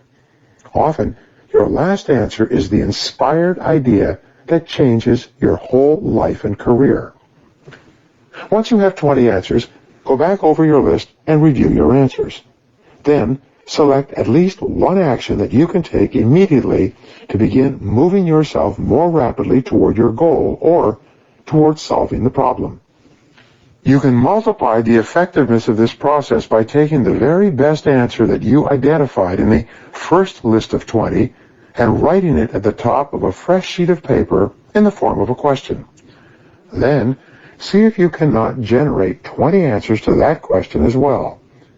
This combination exercise will rev you up mentally, like stepping on the accelerator of a car while the transmission is in neutral. Your mind will sparkle and dance with mental energy and bristle with ideas like the bright lights of a Christmas tree. For example, your first question could be, how can I double my income to $100,000 over the next 24 months? One of your answers could be, I work 2 extra hours each day. You could then transfer this answer to a new sheet of paper and phrase it as a question. What can I do to get 2 extra hours of productive time each day? You can then begin writing 20 different things that you can do to save time, gain time, and spend 2 additional hours on productive work each day. Whatever answer you choose, put it into action immediately. Do something, do anything. The faster you take action on this exercise, the greater and more continuous will be the flow of ideas as you go throughout the day. If you generate these ideas and then do nothing with them, the creative flow will slow down and stop. The very best time to do this exercise is first thing in the morning, right after you have rewritten your goals in your spiral notebook. Each morning, you can take one goal, rewrite it as a question, and then generate 20 answers to that question. You can then immediately get busy and implement one of your answers. You can perform this exercise repeatedly on the same goal, if the goal is big enough and important enough to you. Don't worry about writing down the same answers over and over again. The more you practice this exercise, the more likely it is that you will trigger completely unexpected breakthrough ideas. This may require several days or even weeks of work before the flash of inspiration takes place. You must be patient and determined. It will come. As I mentioned before, successful people are intensely solution-oriented. The fact is that life is a continuous succession of problems and difficulties without end. This river of problems is only interrupted by the occasional crisis, which makes the problem seem small in comparison, at least for a little while. In fact, if you are living a busy life, you will probably experience a crisis of some kind every 2 to 3 months throughout your life. You will have business crises, family crises, financial crises, health crises, and other crises. The problems and crises never stop. They keep coming like the waves of the ocean.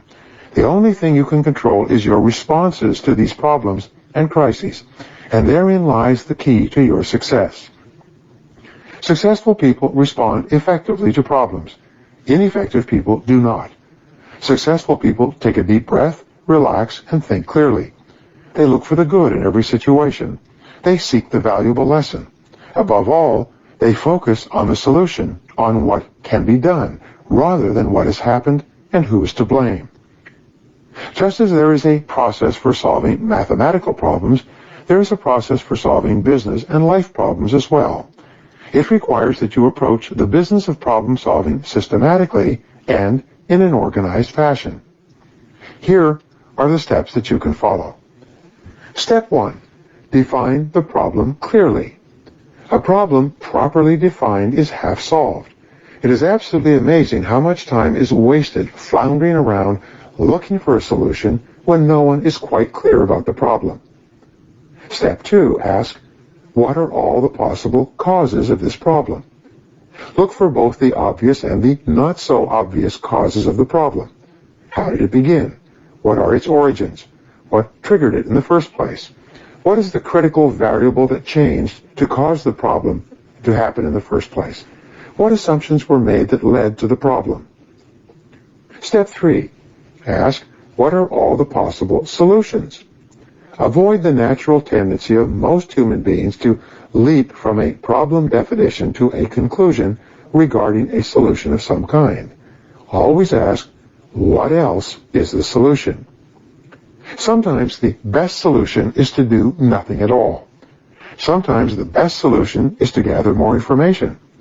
Sometimes the best solution is to realize that this is not your problem and pass it on to someone else whose responsibility it really is. Step 4. Once you have identified several possible solutions, ask, what must this solution accomplish? The only way you can judge the attractiveness of a solution is to determine in advance what you want the solution to accomplish. You've heard it said that the operation was a success, but the patient died. It's very common for us to initiate a solution and implement it, but the problem is not only not solved, but it is worse than it was before we took action in the first place. Be sure that the solution you select will accomplish the purpose you had in mind when you started on the problem-solving exercise in the first place. Step 5.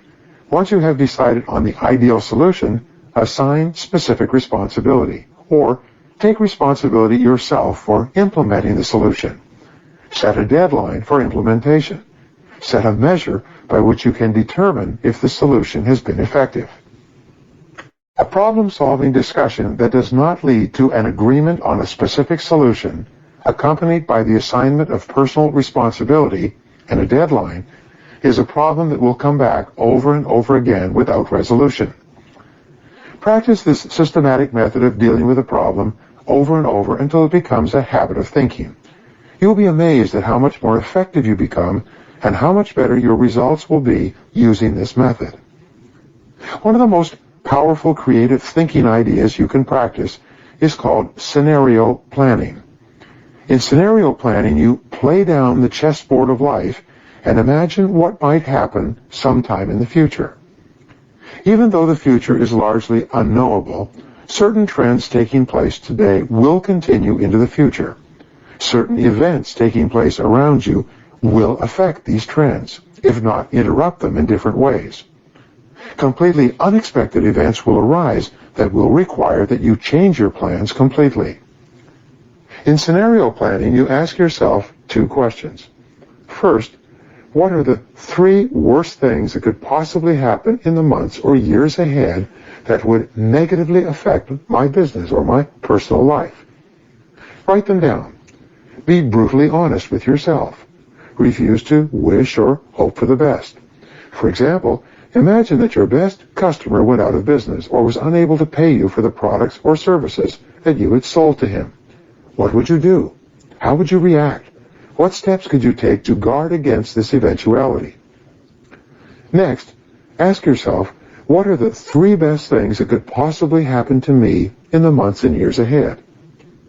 With your answers to either of these questions, you can use mindstorming to prepare yourself for any eventuality.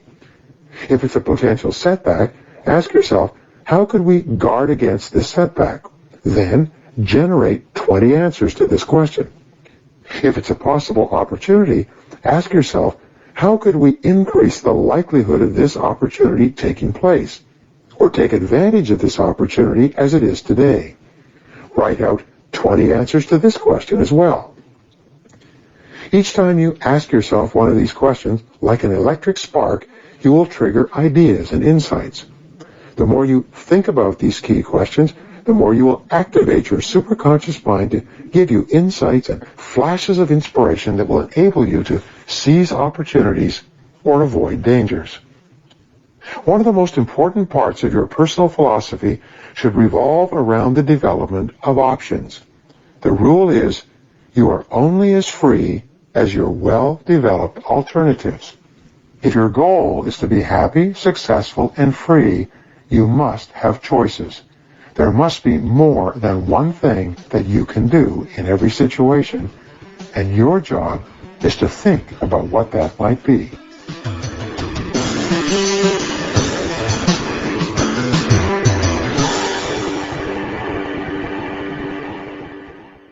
Chapter 19. Do something every day.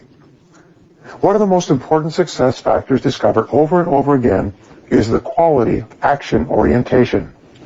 Successful people are intensely action-oriented. They seem to move faster than unsuccessful people. They are busier. They try more things and they try harder. They start a little earlier and they stay a little later. They are in constant motion. Unsuccessful people, on the other hand, start at the last moment necessary and quit at the first moment possible. They are fastidious about taking every minute of coffee breaks, lunch hours, sick leave, and vacations. They sometimes brag, "When I'm not at work, I never even think about it." In his famous essay, Compensation, Ralph Waldo Emerson wrote that you will always be compensated in life in direct proportion to the value of your contribution. If you want to increase the size of your rewards, you must increase the quality and quantity of your results. If you want to get more out, you have to put more in. And there is no other way. Napoleon Hill found that the key quality of successful men and women, most of whom started at the bottom, many of them penniless, was that early in life they developed the habit of going the extra mile. They discovered, as the old saying goes, that there are never any traffic jams on the extra mile. The retiring president of the U.S. Chamber of Commerce many years ago told a story at his going-away dinner. He had become one of the most respected business people in America and overseas. He had developed a kind of reputation for high-quality work that every person in business dreams of having. He said that when he was a young man, unsuccessful and frustrated, he came across a saying written on a brown lunch bag and posted on a high school bulletin board. As he passed the bulletin board, something caused him to stop, and he read the words on the lunch bag. They said, "Your success in life will be in direct proportion to what you do after you do what you were expected to do." He told the audience that these words changed his life. Up to that time in his career, he felt that he was doing a good job because he was doing what he had been told to do, what he was expected to do. But from that point onward, he resolved that he would do far more than what was expected of him. He resolved that he would always go the extra mile and do more than he was paid for.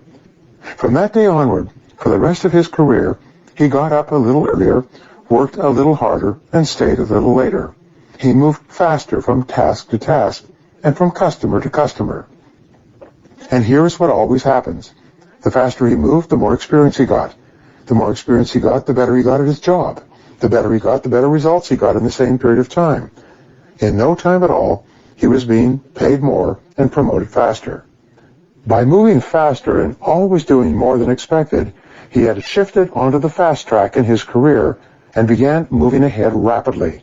He was soon promoted into a new department, then hired into a new industry, and given a new area of responsibility. In each case, he had one strategy: do more than you are paid for. Do more than others expect. Go the extra mile. Get busy. Get going. Take action. Don't waste time. And he never looked back. Mentally and physically, the faster you move, the more energy you have. The faster you move, the more positive you feel. The faster you move, the happier you are. The faster you move, the more enthusiastic and creative you become. The faster you move, the more you get done, the more you get paid, and the more successful you feel.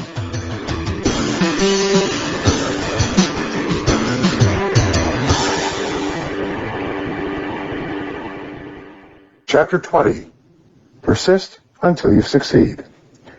Every great success in your life will represent a triumph of persistence.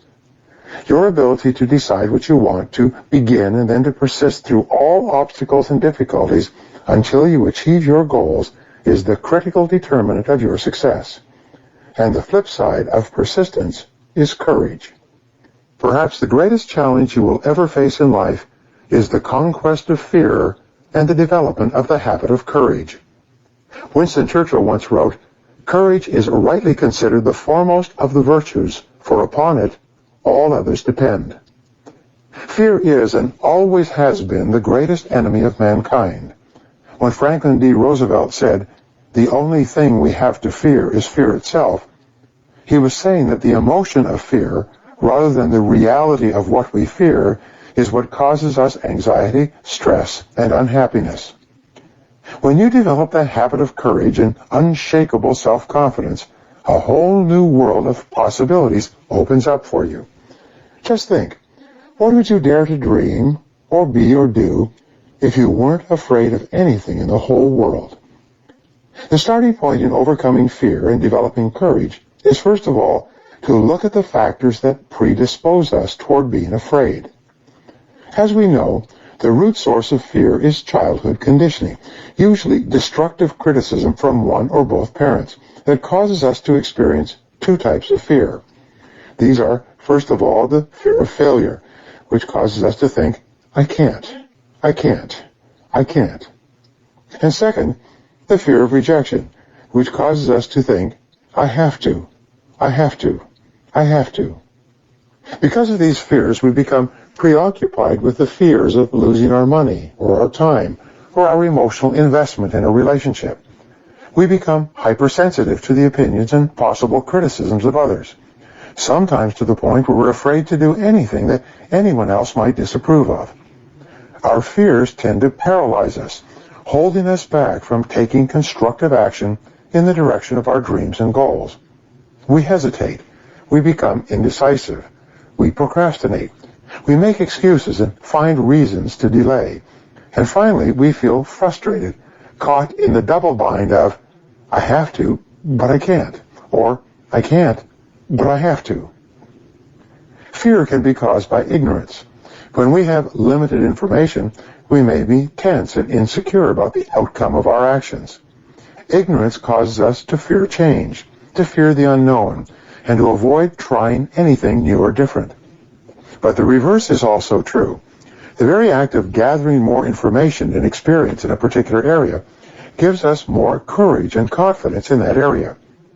There are parts of your life where you have no fear at all because you have mastered that area, like driving a car, like skiing or selling and managing.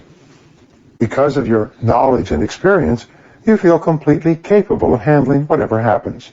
You have no fears. Another factor that causes us fear is illness or fatigue. When we are tired or unwell, when we are not physically fit, we are more predisposed to fear and doubt than when we are feeling healthy and happy and energetic. Sometimes you can totally change your attitude towards yourself and your potential by getting a good night's sleep or taking a vacation long enough to completely recharge your mental and emotional batteries. Rest and relaxation build courage and confidence as much as any other factors. Here's an important point. All intelligent people are afraid of something. It is normal and natural to be concerned about your physical, emotional, and financial survival. The courageous person is not a person who is unafraid. As Mark Twain said, courage is resistance to fear, mastery of fear, not absence of fear. It is not whether or not you are afraid. We are all afraid. The question is, how do you deal with the fear? The courageous person is simply one who goes forward in spite of the fear. And here is something else I have learned. When you confront your fears and move toward what you were afraid of, your fears diminish, while at the same time your self-esteem and self-confidence increases. However, when you avoid the thing you fear, your fears grow until they begin to control every aspect of your life. And as your fears increase, your self-esteem, your self-confidence, and your self-respect diminish accordingly. As the actor Glenn Ford once said, if you do not do the thing you fear, the fear controls your life. Once we have recognized the factors that can cause fear, the next step in overcoming fear is to sit down and take the time to objectively identify, define, and analyze our own personal fears. At the top of a clean sheet of paper, write the question, what am I afraid of? Begin filling out your list of fears by writing down everything, major and minor, over which you experience any anxiety. Start with the most common fears, the fears of failure or loss, and the fears of rejection or criticism. Some people, dominated by the fear of failure, invest an enormous amount of energy justifying or covering up their mistakes. They cannot deal with the idea of making a mistake. Others, preoccupied by the fear of rejection, are so sensitive to how they appear to others that they seem to have no ability to take independent action at all. Until they are absolutely certain that someone else will approve, they refrain from doing anything. Once you've made a list of every fear that you think may be affecting your thinking and your behavior, organize the items in order of importance. Which fear do you feel has the greatest impact on your thinking or holds you back more than any other? Which fear would be number 2? What would be your third fear? And so on. With regard to your predominant fear, write the answers to these 3 questions. Number 1, how does this fear hold me back in life? Number 2, how does this fear help me? Or how has it helped me in the past? And number 3, what would be my payoff for eliminating this fear? Some years ago, I went through this exercise and concluded that my biggest fear was the fear of poverty. I was afraid of not having enough money, being broke, perhaps even being destitute. I knew that this fear had originated during my childhood because my parents, who grew up during the Depression, had continually worried about money. My fear was reinforced when I was broke at various times during my 20s. I could objectively assess the origins of this fear, but it still had a strong hold on me. Even when I had sufficient money for all my needs, this fear was always there. So my answer to the first question, how does this fear hold me back, was that it caused me to be anxious about taking risks with money. It caused me to play it safe with regard to employment. And it caused me to choose security over opportunity. My answer to the second question, how does this fear help me, was that in order to escape the fear of poverty, I had developed the habit of working much longer and harder than the average person. I was more ambitious and determined. I took much more time to study and learn about the various ways that money could be made and invested. The fear of poverty was, in effect, driving me toward financial independence. When I answered the third question, what would be my payoff for overcoming this fear, I immediately saw that I would be willing to take more risks, that I would be more aggressive in pursuing my financial goals. I could and would start my own business, and I would not be so tense and concerned about spending too much or having too little. Especially, I would no longer be so concerned about the price of everything. By objectively analyzing my biggest fear in this way, I was able to begin the process of eliminating it. And so can you. You can begin the process of developing courage and eliminating fear by engaging in actions consistent with the behaviors of courage and self-confidence. Anything that you practice over and over eventually becomes a new habit. You develop courage by behaving courageously whenever courage is called for. Here are some of the activities you can practice to develop the habit of courage. The first and most important kind of courage is the courage to begin, to launch, to step out in faith. This is the courage to try something new or different, to move out of your comfort zone with no guarantee of success. Dr. Robert Ronstadt of Babson College taught entrepreneurship for many years. He conducted a study of those who took his class and found that only 10% actually started their own businesses and became successful later in life. He could only find one quality that these successful graduates had in common. It was their willingness to actually start their own businesses, as opposed to continually talking about it. He discovered the corridor principles that I spoke about earlier. As these individuals moved forward toward their goals, as though proceeding down a corridor, doors opened to them that they would not have seen if they had not been in forward motion. It turned out that the graduates of his entrepreneurship course who had done nothing with what they had learned were still waiting for things to be just right before they began. They were unwilling to launch themselves down the corridor of uncertainty until they could somehow be assured that they would be successful, something which never occurred. The future belongs to the risk takers, not the security seekers. Life is perverse in the sense that the more you seek security, the less of it you have. But the more you seek opportunity, the more likely it is that you will achieve the security that you desire. Whenever you feel fear or anxiety, and you need to bolster your courage to persist in the face of obstacles and setbacks, switch your attention to your goals. Create a clear mental picture of the person that you would like to be, performing the way you would like to perform. There's nothing wrong with thoughts of fear as long as you temper them with thoughts of courage and self-reliance. Whatever you dwell upon grows, so be careful. The mastery of fear and the development of courage are essential prerequisites for a happy, successful life. With a commitment to acquire the habit of courage, you will eventually reach the point where your fears no longer play a major role in your decision-making. You will set big, challenging, exciting goals, and you'll have the confidence of knowing that you can attain them. You will be able to face every situation with calmness and self-assurance. And the key is courage. What if you could sit down with one of the most successful men or women in our society and learn from him or her all the lessons that he or she had taken a lifetime to gather? Do you think that would help you to be more successful? What if you could sit down with 100 of the most successful men and women who ever lived and learn from their rules, their lessons, and their secrets of success? Would that help you to be more successful in your own life? What if you could sit down over time with more than 1,000 highly successful men and women? How about 2,000 or 3,000?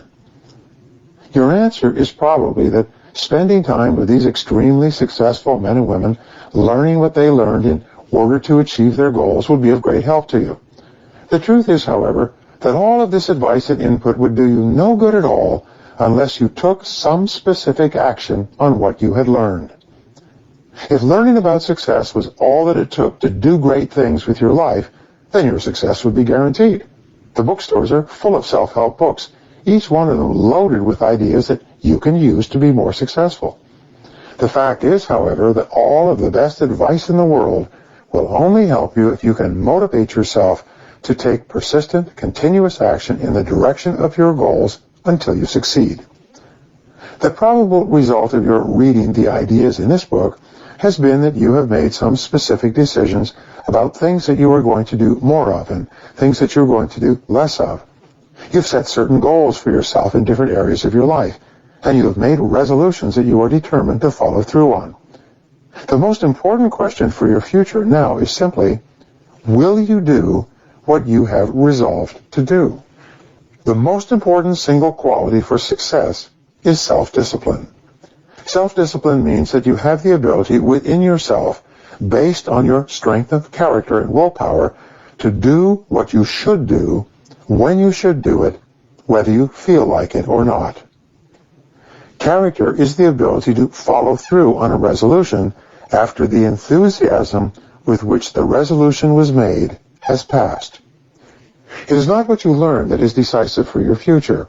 It is whether or not you can put your head down and discipline yourself to pay the price over and over until you finally obtain your objective. You need self-discipline in order to set your goals and make plans for their accomplishment. You need self-discipline to continually revise and upgrade your plans with new information. You need self-discipline to use your time well and to always concentrate on the one thing, the most important thing that you need to do at the moment. You need self-discipline to invest in yourself every day, to build yourself up personally and professionally, to learn what you need to learn in order to enjoy the success of which you are capable. You need self-discipline to delay gratification, to save your money, and to organize your finances so that you can achieve financial independence in the course of your working lifetime. You need self-discipline to keep your thoughts on your goals and dreams, and to keep them off of your doubts and fears. You need self-discipline to respond positively and constructively in the face of every difficulty. Perhaps the most important demonstration of self-discipline is your level of persistence when the going gets tough. Persistence is self-discipline in action. Persistence is the true measure of individual human character. Your persistence is, in fact, your real measure of your belief in yourself and your ability to succeed. Each time that you persist in the face of adversity and disappointment, you build up the habit of persistence. You build pride, power, and self-esteem into your character and your personality. You become stronger and more resolute. You deepen your levels of self-discipline and personal strength. You develop in yourself the iron quality of success, the one quality that will carry you forward and over any obstacle that life can throw in your path. Successful people and entrepreneurs are all characterized by indomitable willpower and unshakable persistence. Here's a story for you. In 1895, America was in the grip of a terrible depression.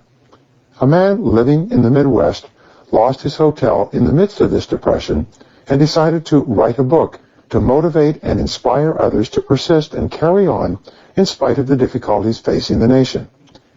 His name was Orison Swett Marden.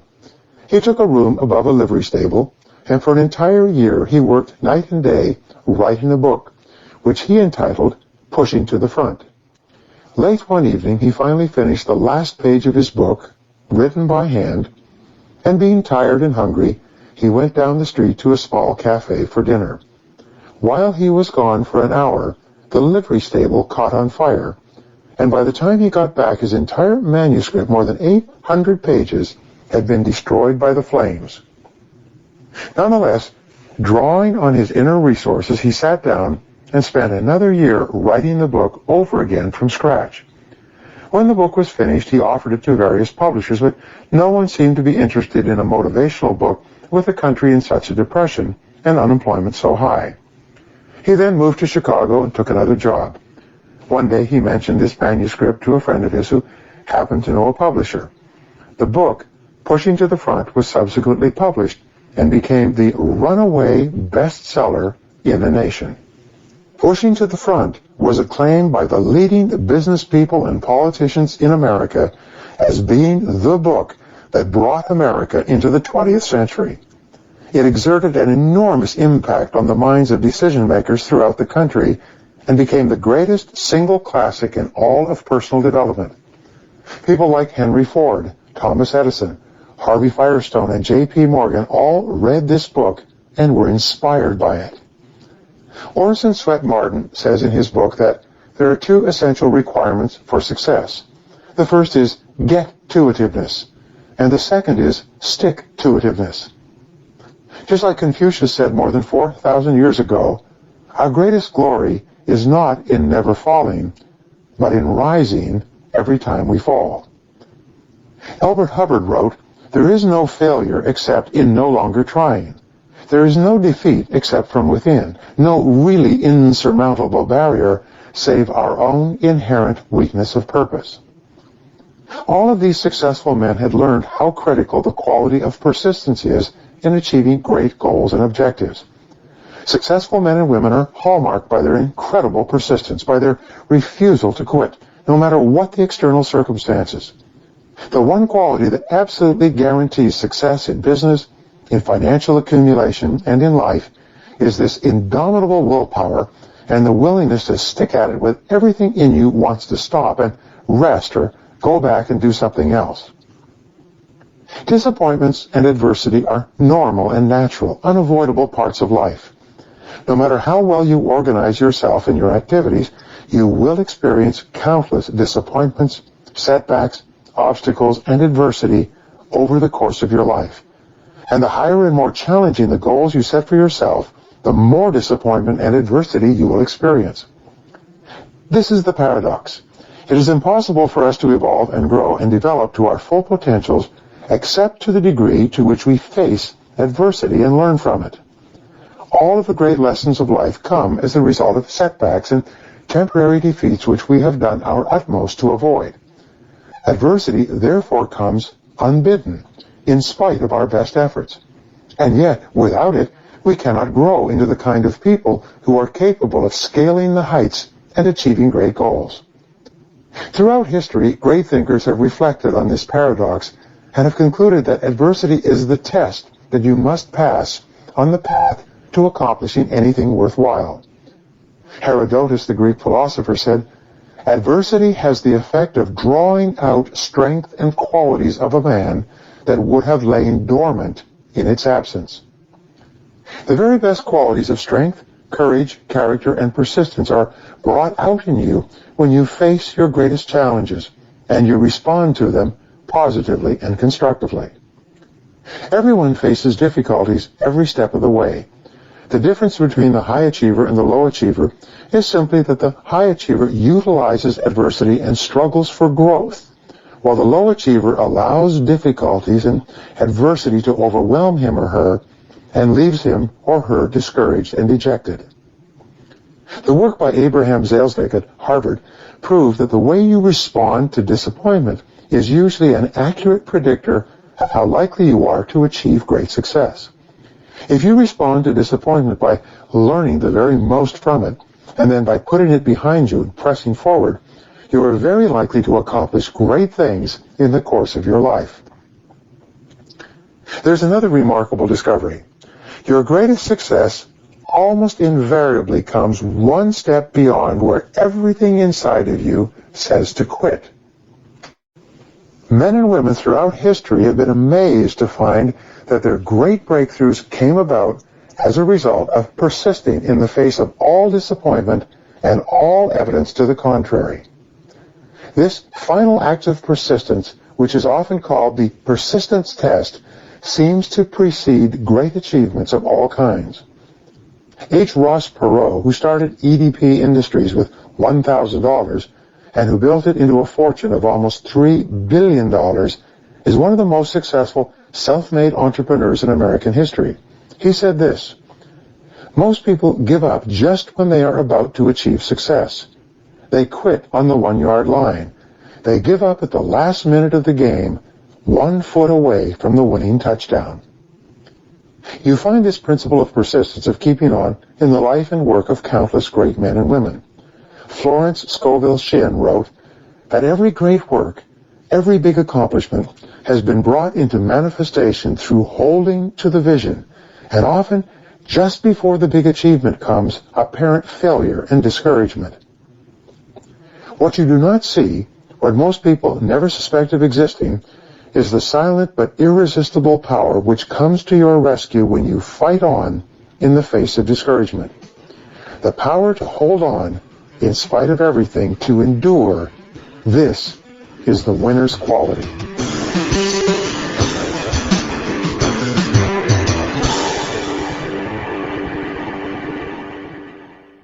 Conclusion. Take action today. You have now learned perhaps the most comprehensive strategy for setting and achieving goals that has ever been put together in one book. By practicing these rules and principles, you can accomplish more in the coming months and years than most people accomplish in a lifetime. The most important quality you can develop for lifelong success is the habit of taking action on your plans, goals, ideas, and insights. The more often you try, the sooner you will triumph. There's a direct relationship between the number of things you attempt and your accomplishments in life. Your regular review and practice of these principles will enable you to live an extraordinary life. Nothing can stop you now. Good luck.